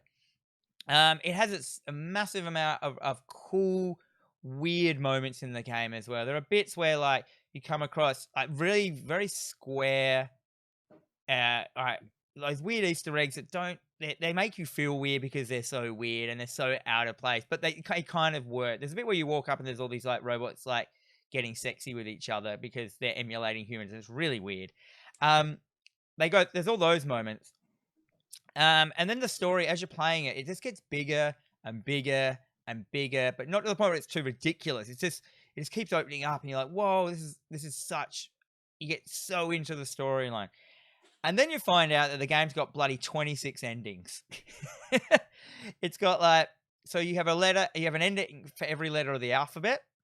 And one of the endings, as an example, is if you die before the first save point, that's an ending. And you get the credits roll up quickly and it just goes, yeah, you finished the game. That is a possible ending of these characters. I'm not going to get into the exact ending of what happens at the end because it is really, and for those who haven't played, I have spoiled it on this show before. I'm not going to do it this time. But for those people who have, you really need to experience this ending. I couldn't explain it, but I do have a quote, a paragraph here I just want to read out, which was from the avclub.com, and Anthony John Anginello wrote, and I thought this really encapsulated what Nier is. So I'm just going to read it. So, quote, Nier Automata doesn't pass a value judgment on whatever choice you make. The game repeatedly stresses that there's no hidden reward for sacrificing yourself, and no one else will know definitively that you chose to make that sacrifice. But in giving you the choice at all, Nier is elevated from a clever and earnest this is so hard to read. Clear and earnest meditation on existentialism. Existentialism. Can you say that word for me, Ben? Existentialism to a deeply personal exploration of what it means to have little time being anything. What it means to have little time being anything at all. Oh, that's so hard to say. B2 and 9S get to have a life. Oh man, I can't read tonight, eh? I'm up to that point. Would you like to read it for me, Ben? Sure. Where were you up to? Just go for Uh, bit. Okay, I'll go from the 2B. start. Yeah, do go from the start. I'm so sorry. I'm just so bad at reading off of a screen when I get nervous. Okay, so Dan, keep you up and you can mouth the words to my Go. voice. Near Automata doesn't pass a value judgment on whatever choice you make. The game repeatedly stresses that there's no hidden reward for sacrificing yourself, and no one else will know definitively that you chose to make the sacrifice. But in giving you the choice at all, Nier is elevated from a clever and earnest meditation on existentialism to a deeply personal exploration of what it means to have little time being anything at all. 2B and 9S get to have a life after you make that choice, and you'll never get to see any of it. There's no server waiting to back up their memories, no pointless war to wage, no traumatic need to forcefully perpetuate that war forever. They get to go on, your time ends, and it is all worth it. So that's what I think. That was the best explanation of this game. I know that doesn't make a massive amount of sense, and I apologize for me not being able to read just then. I got too emotional. What are you doing, Ben? Nothing. What? You're laughing at me? No, not at you. It's a, oh no, I'm getting paid out. Oh, no. No, you're not. You're not. You're not. Brayden just drew a picture of me and sent it to me in Oh. a chat. Yeah, so this just game saw it. deeply. I don't know what's going on. I apologize for me not being able to read it. I got too emotional. I got too into it. And you know, once you stuff up reading something and you realize it's important, you can't then concentrate. I did that thing, and this is the reason. Oh my god, I just saw it. So while I'm going on about my game, Dan, do you want to bring up what we've all been laughing at? I have. It was a hard drive. The last one. For those listening to the podcast, we're not going to bring up what that was. Let's never speak of this moment again. Okay. Um, Should I talk about my game, or are you done? I am done. Let's go Okay. move on. I apologize for my. No, I'm not going to apologize. I was No, wicked. screw it. Own it. That's Alright. the way Dan is. You don't like it? Too bad. Go away. No, don't go away. We need stay here. We'll get rid of Dan. Honestly, it's nothing. We're just gone. We need you. See? I actually need to go to the It's toilet. I'm actually going to run out when you start talking about this game, so don't ask me a question. Okay. So my game is, no surprise, Breath of the Wild, Legend of Zelda. So this game reinvented the Zelda franchise, which while returning to its explorative roots. So it went from the very generic, let's say, Ocarina of Time type linear 3D thing that they did for a while, and then went completely open world. And when they went completely open world and opened up the exploration, it came right back towards Zelda 1. Zelda 1 was you dropped in the middle of the world, all right, off you go. Do what you got to do. And while there was some kind of linear storyline to it, you could go anywhere. And if you were just underpowered, you couldn't complete that level. This was the same. I remember when I was playing Breath of the Wild for the very first time, I was on Liano Bridge or whatever it is, Laranu Bridge, and I crossed it after defeating some bad guys, and I saw in the distance a big old horseman, which we can see on the screen now. It was, of course, a Lionel. And I thought, what is that? That is scary looking. I'm going to try and kill it. So I went, all right, and I started walking towards him, and it turned and faced me, and then it just came running at me, and I just went, yeah, I've got you. Oh, no, I'm dead. So then I learned to fear Lionels. But that's the type of game it could be. You could speak to anyone, and every single person who you talk to would have a different way that they experienced or they played the game. The only thing you really had to do was complete that great plateau at the start in order to get your powers. But after that, you could do whatever you want. You've got speed runners who are jumping off and going to fight Ganon straight away in the tower. You got people who can go around and do all the domains and all the shrines and everything. It was great. There was 17.41 million copies sold. So at the moment, there are 53 million Switches out there in the wild that people have bought. Means roughly 1 in 5 people who purchase a Switch also purchase this game. Floppy. Yeah, I'm pretty sure that at launch there was more copies of this game sold than Switches. Yep. So I was going to bring that up because it was also released on the Wii U. And yes, there was for a very short time. I didn't want to bring it up, though, because I didn't want the chat going, oh, yeah, but that's because there was no games on the Switch at launch. Sorry. Because then I'd have to get like really violent and angry. And it's just not like me. I don't do that. So I came out with some DLC as well. It's inexpensive. And I'm looking at you, Mortal Kombat 11.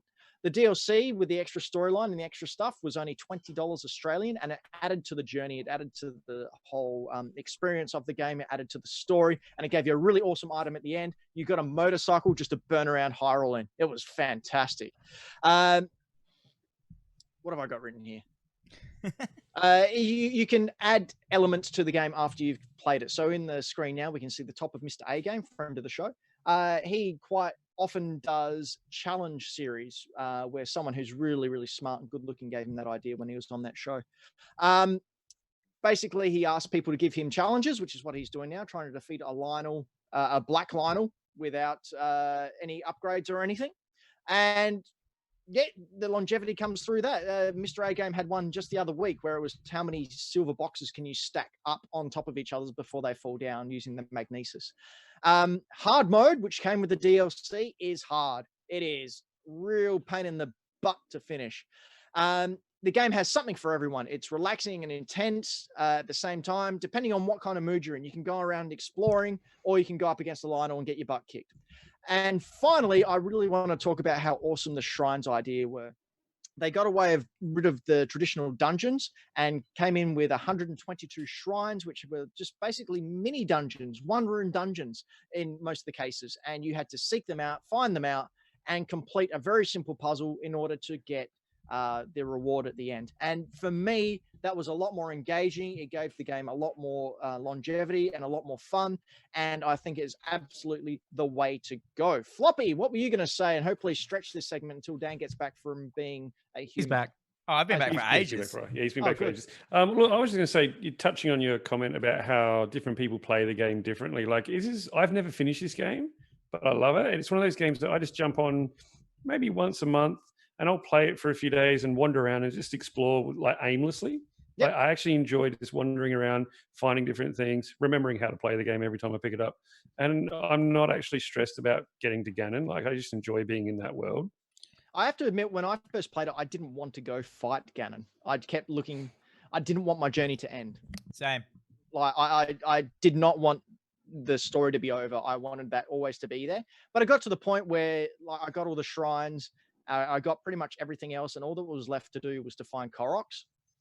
And I'm not getting those little poo seed dudes because the only reward is a golden pile of poo at the end. Isn't there like 900 of them? 998 or something? That's too many. Yeah, and all you get at the end is a golden poo because, what's his name? A poo? Yato, whatever his name is, thought it'd be funny. Yeah, you get a poo. I was just playing this game recently. This was going to be my I probably would have picked this as well, but you'd already picked it, and so I chose Nier Automata. I just replayed this recently on master mode, doing that bit, getting the motorbike, and man, that was hard. like that was a slog doing it in the old master mode, refighting all the bosses again. But I know what you mean, Ben. Like the idea of like you just don't want to. I feel like. I just wish there was 8 beasts in this. You know what I mean? 8? Oh, so it was a longer game? Yeah. So they just kind of like... I mean, it makes you fight them again, but I reckon they could have done... Just do more of it. It just didn't feel... It felt long enough. I just gagged for more. That's all. I'm just complaining about the perfect storm. Anyway, that's my game of this generation. Floppy, what's yours? Oh, so I had a couple of runner-ups. I'm going to do my runner-ups first. I had 2 runner-ups. So I had Spider-Man and Batman Arkham Knight as my runner-ups for my favorite game. Did Ben have any runner-ups? Spider-Man, God of War. That'll do. Oh, yep. So I can't actually see the chat at the moment. I'm just going to say to the chat that this is my favorite game. I'm not saying it's the best game that came out. Yeah, you are. No, this is our picks. You can be whatever you like. Yeah, it's my favorite game, but I think it's the best game. And I went with... The chat should spew out their favorite games, though. So yeah, chat, if you want to spew it out, or in the comments, if you're watching us on YouTube, put your favorite comment down the bottom there. I mean, your favorite comment, your favorite game of this console generation or recent console generation. But the game that I did pick was a brand new IP from Guerrilla Games, came out in 2017, little thing called Horizon Zero Dawn. So if you haven't played it, you play Aloy, who you can see there. You're an orphan, and you're on a journey to discover sort of where you came from and the secrets of the world that you live in, why it is the way it is. It is in this kind of, I guess you could call it post-apocalyptic, where society has crumbled. You see the ruins of cities and things like that. People live in sort of nomadic tribes again now, and nature has sort of taken back the land and overgrown everything. But there are these giant mechanical prehistoric beasts. Like it is so cool. It has They're so giant many different... dinos, Yep. and you hack them. You literally do hack the dinos. Oh, mind blown. Hadn't even thought of that. Well done. That was good. Thanks. Totally thrown me off my thing now, though. Good thing I've never thought of that before, and it just came to me just then. But this is a beautiful game. This is like a brand new IP, so it was not sort of taken from anything else. I love this world.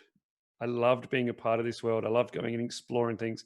I love seeing the different beasts that rock up. I love going into the little areas where you can learn about what happened in the past from like audio tapes and things like that. It has a great sort of balance. So it's an RPG with all these side missions and all that, but the side missions don't feel tacked on. Every single side mission you go on felt like it is there for a specific reason. You don't feel like you're on fetch quests, even though some of them are. It's like fetch quests and things like that. This was the only game I played where I was playing it and I was playing the main storyline and I played it for friggin' ages and I finally got to the end of this thing that this guy helped him out, got this castle back and that. And I went, oh, the game's over. And then I realized it was a bloody side quest. I fully thought I'd finished the game and it was just a side quest. That's how chronically good the side quests were in this game. Yeah, there's so much thought and story just put into the side quests as well. So it just feels like this humongous world where you can go out and live the game in the order that you choose, and it feels satisfying, and it just feels meaty and chunky the whole time. It doesn't feel like there's any filler. Good soup. Great soup. It is a great hearty minestrone soup. This one. These things are terrifying. They're like panthers. I love those things. But yeah, so all your weapons and things like that are all based on.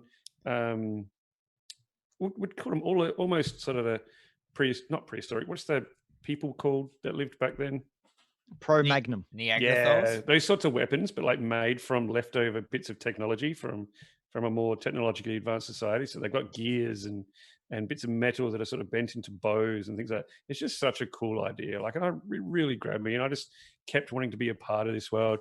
Another cool thing that makes it sort of draws you in is the fact that you deal with the things that drive the story, the things that sort of are happening in today's world. So there's things like AI that's being taken over, and that's quite scary. So we have way more things now in technology that's a little bit scary, a little bit, artificial intelligence, things like that, climate change sort of taking back and affecting the world, and all those elements are in there.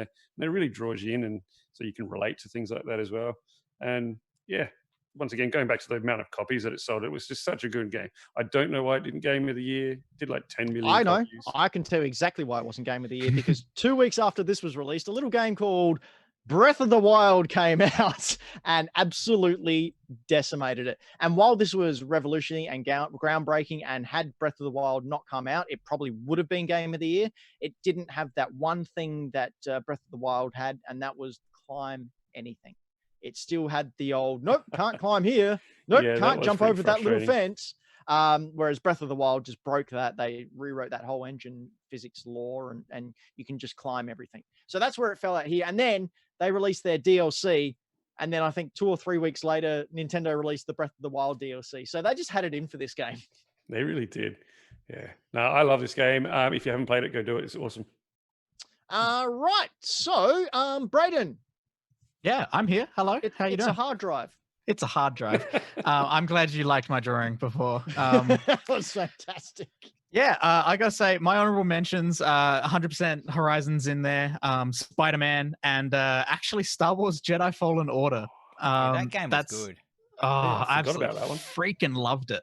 But my pick has to go to God of War from 2018. It was just absolutely bonkers good. Like, out of nowhere as well. Like 4 years ago, if you were like, oh yeah, Brayden, your favorite game of 2018 is going to be a God of War game, I would have laughed in your face and been like, God of War, it's a bit of fun, bit of like smash the square button for 2 hours and then get bored. And then this just completely revitalized the series and kept like the core elements of the initial games to kind of, even though I hadn't really played the initial God of Wars, like I felt connected to it because Kratos had been like a PlayStation character for so long. And it just absolutely hit home perfectly. With Kratos having completely decimated the Greek pantheon, he went, all right, cool, I'm going to head north, and went up to Norway and Midgard in Norse mythology. He swapped out his dual-wielding blades of chaos and swapped it out for a massive badass axe that works like Thor hammer. It was just the freaking coolest thing ever, and the mechanics of it, it felt so good to throw that axe and just watch it go and land somewhere and then just call it back, and you feel like the heft of it as it comes back. It was choice. Choice? That's something I used to say in high school. Choice. You're not really a millennial at all, are you? Take off that mask. It's like a word, Very it's like a, 1994. it's like a word I people say from some random Canberra. stuff. That's a Canberra saying. Choice. Yeah. What's it? Essays, buddy. It's good, or whatever it is. Heaps good. Heaps good. That's it. It's heaps good. This is the first time that a 3D game, like a AAA game, has done a one single shot camera for the entirety of a game. Yeah, that was crazy. It's gorgeous. Like everything going from cinematic fights to actual like cinematic cutscene type parts to straight into fluid gameplay. Like every part, like it kept you so in the world. It was beautiful. And like just on that as well, think about the power of PS5 with that. That'd be amazing. Yes, Floppy. So I was just touching on that thing. You know, I never noticed the whole single camera shot until someone pointed it out, and then you can't unsee that. You can't not notice it.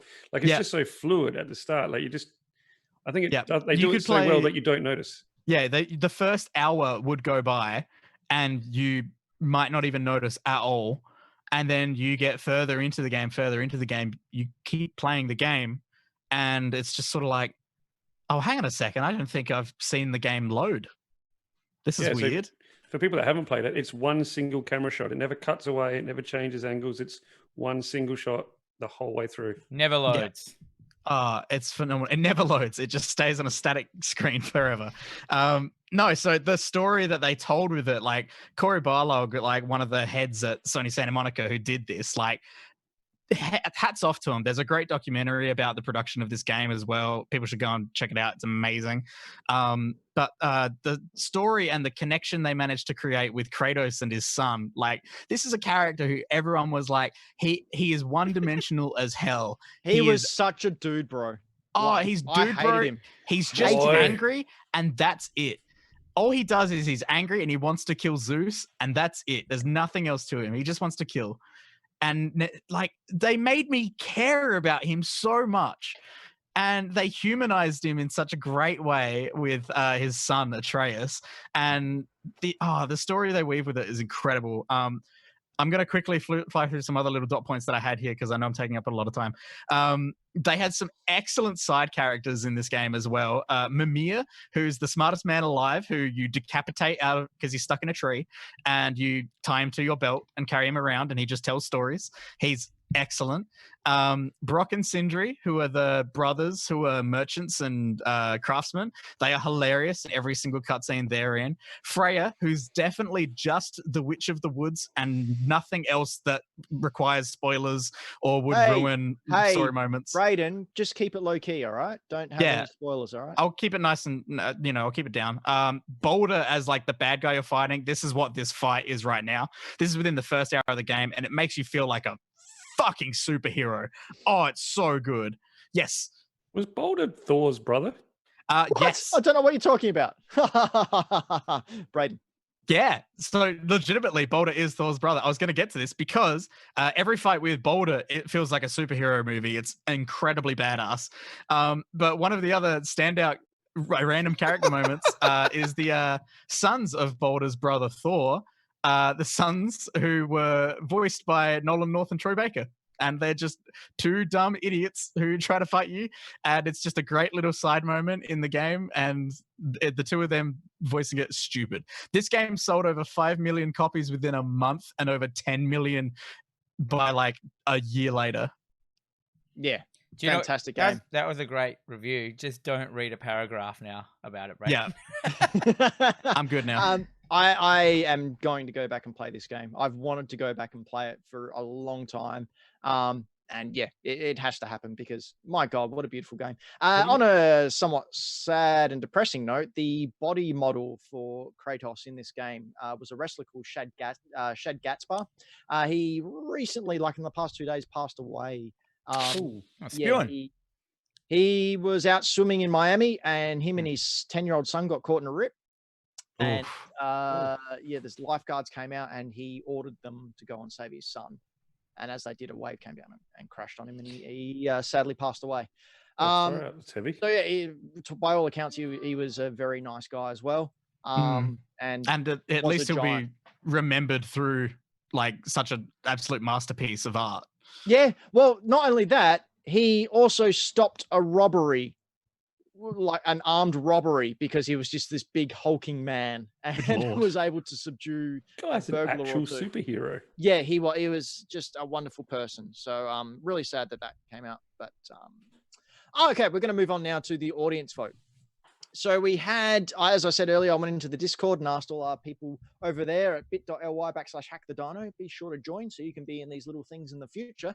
And asked them for their favorite games, collated the top 4, and then put them to Instagram over at instagram.com/hackthedino to see who would be the audience winner of the game of the current generation. Are you going to read? Oh, yeah, cool. Yeah, I'll read them out. Coming in at 4th place with 2 votes was Final Fantasy VII Remake. This one just beat out Nier Automata, by the way, Dan. Yeah, it's my favorite game. Did that really get in there? Yeah, a couple of people suggested Nier Automata. The number 3 was Witcher 3. Mm-hmm. Witcher, yeah. Number 2, God of War. We've already explained that. And number 1 with Horizon Zero Dawn. 13 votes compared to the single-digit votes of the others was Breath of the Wild. I can landslide. It creamed it. It like we can all agree that game is truly magnificent and genre-defining. It's definitely an amazing game. I think it's such a landslide of a win. Like I thought, a couple of other people might. There's no Ben there. People are crazy for Breath of the Wild. Yeah, it shows as well. And it would have probably been my favorite game of this console generation as well. But yeah, I like Nier Automata. It's different, and we can all be different, and that's great. That's good. You know what else is great? That Red Dead Redemption wasn't mentioned. Yeah, but something even greater. Floppy's opinion? That everything was open world RPGs. Ooh, Third person. Very good point, Floppy. Yeah, that's absolutely. There were. I think we have a type. We definitely have a type, the 4 of us. Well, is it us though, or is it in general? Because all those games sold millions of copies, and a lot of them were I didn't games of buy the year. more than one. That's true. That is true. And I was surprised there was never an Overwatch. There was never a Fortnite. So Breath of the Wild was Game of the Year. God of War was Game of the Year. Witcher 3 was Game of the Year. Yeah. Final Fantasy 7. Oh, all right. So it's time for Dan versus the World. Is that? It is. Dan versus the world. Oh, why didn't I get to change my glasses? Dan versus the World is the game we play at the end of the show. So you hang around and watch the whole thing because algorithms. I have 3 songs from video game history or future. Ooh. I've only done that once. And I will play the first 5 seconds of one song. It would be then up to Dan, who represents Dan, to ask a question to try and figure out from which game that song comes from. It will then go over to Brayden and Floppy, who represent you, the world, because this is Dan versus the world. See what I did there? Very clever.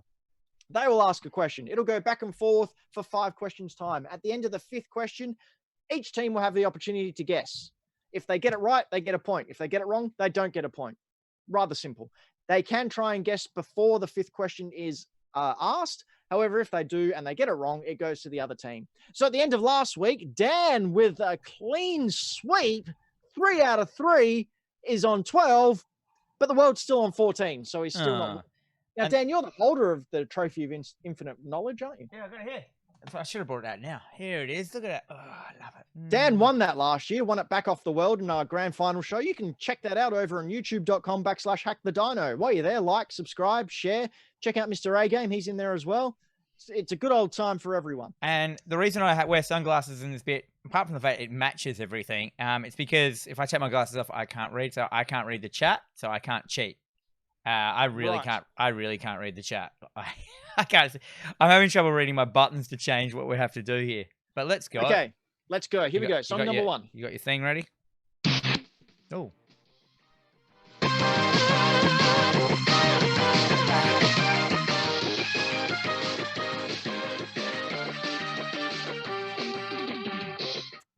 Okay. Song number 1. Song number 1. Wait, I have to Sorry, question number 1. Is not it song me? one. Yeah, it's me. Yes, you did. What console is it on? This one came out on the Super Nintendo. Okay. Floppy Next. and Braden. What genre is this bad boy? Side scroller. Dan, question Okay, number 2. so Super Nintendo side scroller. Yep. Well, that narrows it down to all of them. Yeah. What are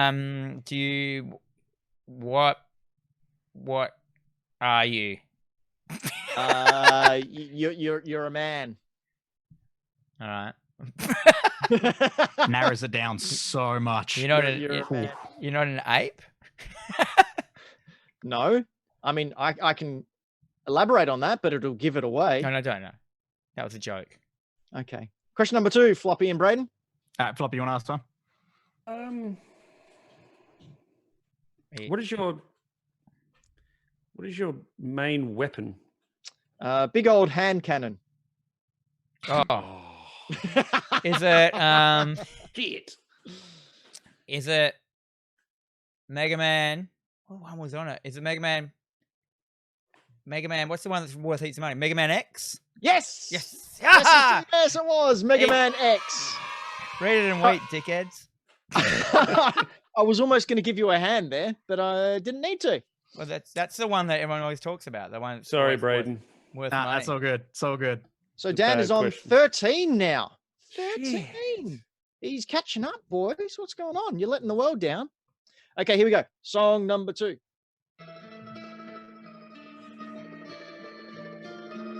I know this.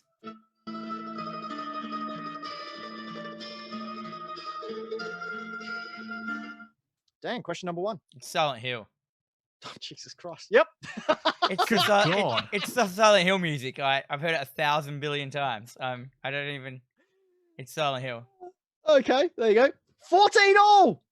Good Oh, lord. I haven't been changing that. Even I can't read. I don't know where my thing is. Dan's blind. I have to put my But we glasses on are my glass. on- Wait up.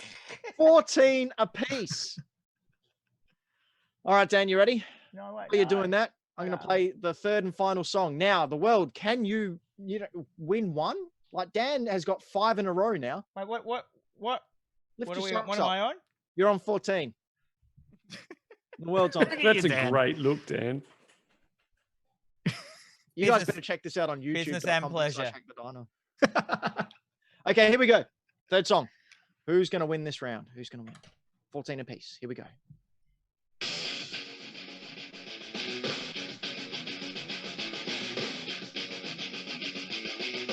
Keep it going. Keep it going. No, Dan, question number 1. Well, I know that band.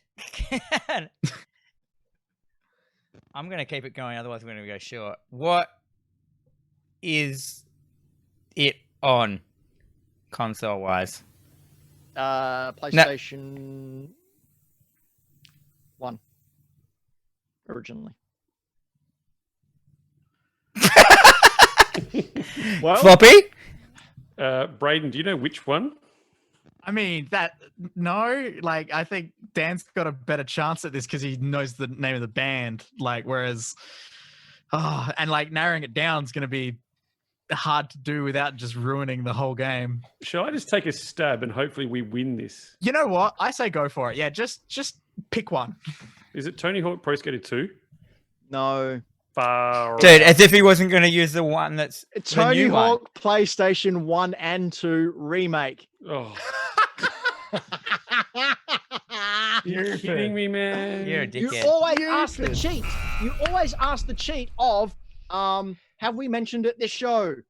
I always ask that question. Cheat. Game over, man. It's Always. game over. And at the end of that round of Dan versus the world, we have Dan on 15 and the world on 14. My I'm sorry, goodness. Braden. That's What? all right. We got closer to my age bracket at the end there. So next one, I should be all right. Was that was like White Zombie or Rob Zombie? Or was that? That was dude- Rage Against the Machine. Yeah, it Oh, was Rage. I didn't even know the right. Jesus Christ. I was You getting- zoomer. I Okay, thought I it knew was it was Rage Against the Machine. Can I get a bonus point? No, you get nothing. You didn't ask. Oh that. wait, We so, get, so that we get means half a point. does that mean I get a point? Yeah, you're on 15. That's what I just said. Wow. And once you're done, take us out because this show's run very long. Is it? It has. Oh, well, let's go to this screen. Is this the screen? No, Okay, it's this that's a screen. good idea. Oh no. There it is. We have been Hack the Dino. This is our critical path. You've been listening and watching to us over on twitch.tv/Hack the Dino. While you're there, press that follow button so you can be notified when we're on next. We have also got a YouTube channel, which is where we usually stream when we're not banned from there from breaking the laws of physics. Is that soon? Do we get back there soon? Yeah, we're No, gonna we're gonna break the laws of physics soon. We got another month, so start of July we're back there.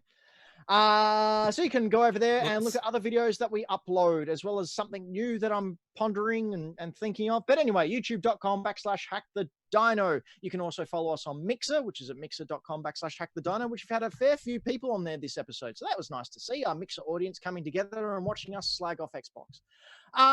If you don't like We looking at didn't us, slag off Xbox. I did. You can see us over on the SoundCloud and the other audio things that have pods because they're casting their pods. Podcasts, that's what they're called. They're over there on iTunes, they're over there on Spotify and on SoundCloud and all other podcast servers. If you could leave a review there as well, that'd be very, very helpful. And again, you can subscribe to those things so you automatically get it downloaded into your feed. We're on social media stuff as well. Facebook.com/Hack the Dino. Instagram.com/Hack the Dino, and join our Discord. That's probably the best way to talk to us if you want to do that. You can talk to some of all the beautiful people in the chat tonight. You can get great comments like PP poo poo, which is in there at the moment. So if you want more PP and poo poo and hard drives, head on over to bit.ly/Hack the Dino. Dan, you got something to plug? I want everyone to go out there and listen to my new podcast that I've just created called TerraVision Horror Podcast, which it's on all the podcasting services. Is that what they're called? Podcasting services out there. And we also have a YouTube channel as well where I talk about horror movies with my co-host Jennifer, the Dream Warrior Strand. I love that. I just created this thing where everyone needs to have nicknames. I love it. You never get to say yours, Ben, because you introduce. Yeah, that's fine. I don't need one.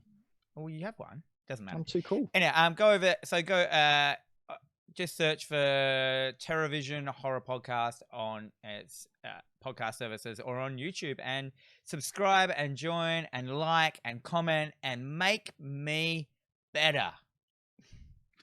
We've been trying. That's all I got. Braden, you got any pluggables? Yeah, just one quick one. Millennium Oh, Movie Talk. Braden. It's a hard drive. It's a hard drive. God damn it. We need to make an actual piece of art for that Oh, because do you know what we haven't plugged? Our bloody merchandise. Yeah, well, because we're not wearing it yet. That's not. We were going to wait until we're all wearing it. So shh. Anyway, Braden, what are you plugging? Who knows where that is?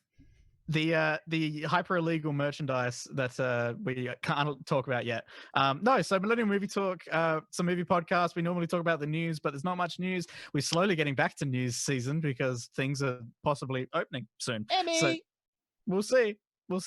But Millennium Movie Talk, we just recently did a tier list for the MCU movies, and we just did Star Wars as well. So highly recommend going and checking that out. Floppy, what do you got to plug? Look, if you're sitting there on Instagram, go check me out at Floppy Plays Games. I post games that are picked up, games that I'm playing. If you look on there later tonight, you may or may not see a little game called Maneater pop up on there. What? Pretty keen. I want to play that so bad. And you can follow me over at Mr. Benjamin on Instagram or at Ben Rosenthal on Twitter. Much like Floppy, I put my gaming pickups. We're all going on a big gaming scavenger hunt on Sunday as well, just around to the local secondhand shops to see if we can't pick up some stuff. So head on over to Instagram, follow me, follow everyone on there. There might be some video stories coming through. Also, you can check out our little sub podcast or a side quest podcast. Dan, what are you doing? That's a surprise. Teases. Retro Trigger. Retro Trigger is a deep dive into anything retro that's 15 years or older. I have special guests on once a month and talk to them. The first episode is up. You can get it in this feed here or just by searching Retro Trigger. I speak to Floppy about his very first Super Nintendo. We take a look at the history of the Super Nintendo and some of the more expensive games. Second episode is coming up next month, and I've got Sean Fuster from The Advertiser. He's a best-selling author. He's also a legal court law reporting guy, professional. Journalist. He's a journalist, man who can use words. He's also a massive Transformers Generation 1 fan. So we're going to talk about that. Transformers Gen 1. And that guy, he knows stuff. I could have basically just got up and left and let him talk because he obliterated me. So if you like hearing me being shown up for being the fraud that I am, make sure you subscribe to Hack the Dino and Retro Trigger. The best part of us keeping the merch secret is that there's actually an auto message that came up in the chat with the link to the merch. I didn't realize. Anyway, this has been the 97th episode of Hack the Dino's Critical Path. Thank you for watching, listening, being you. You're the best. You're the best you that there ever was. I've got it on really good authority. Your And mum everyone told me. always remember, it's a It's a hard hard drive. drive. It's a hard drive. Bye.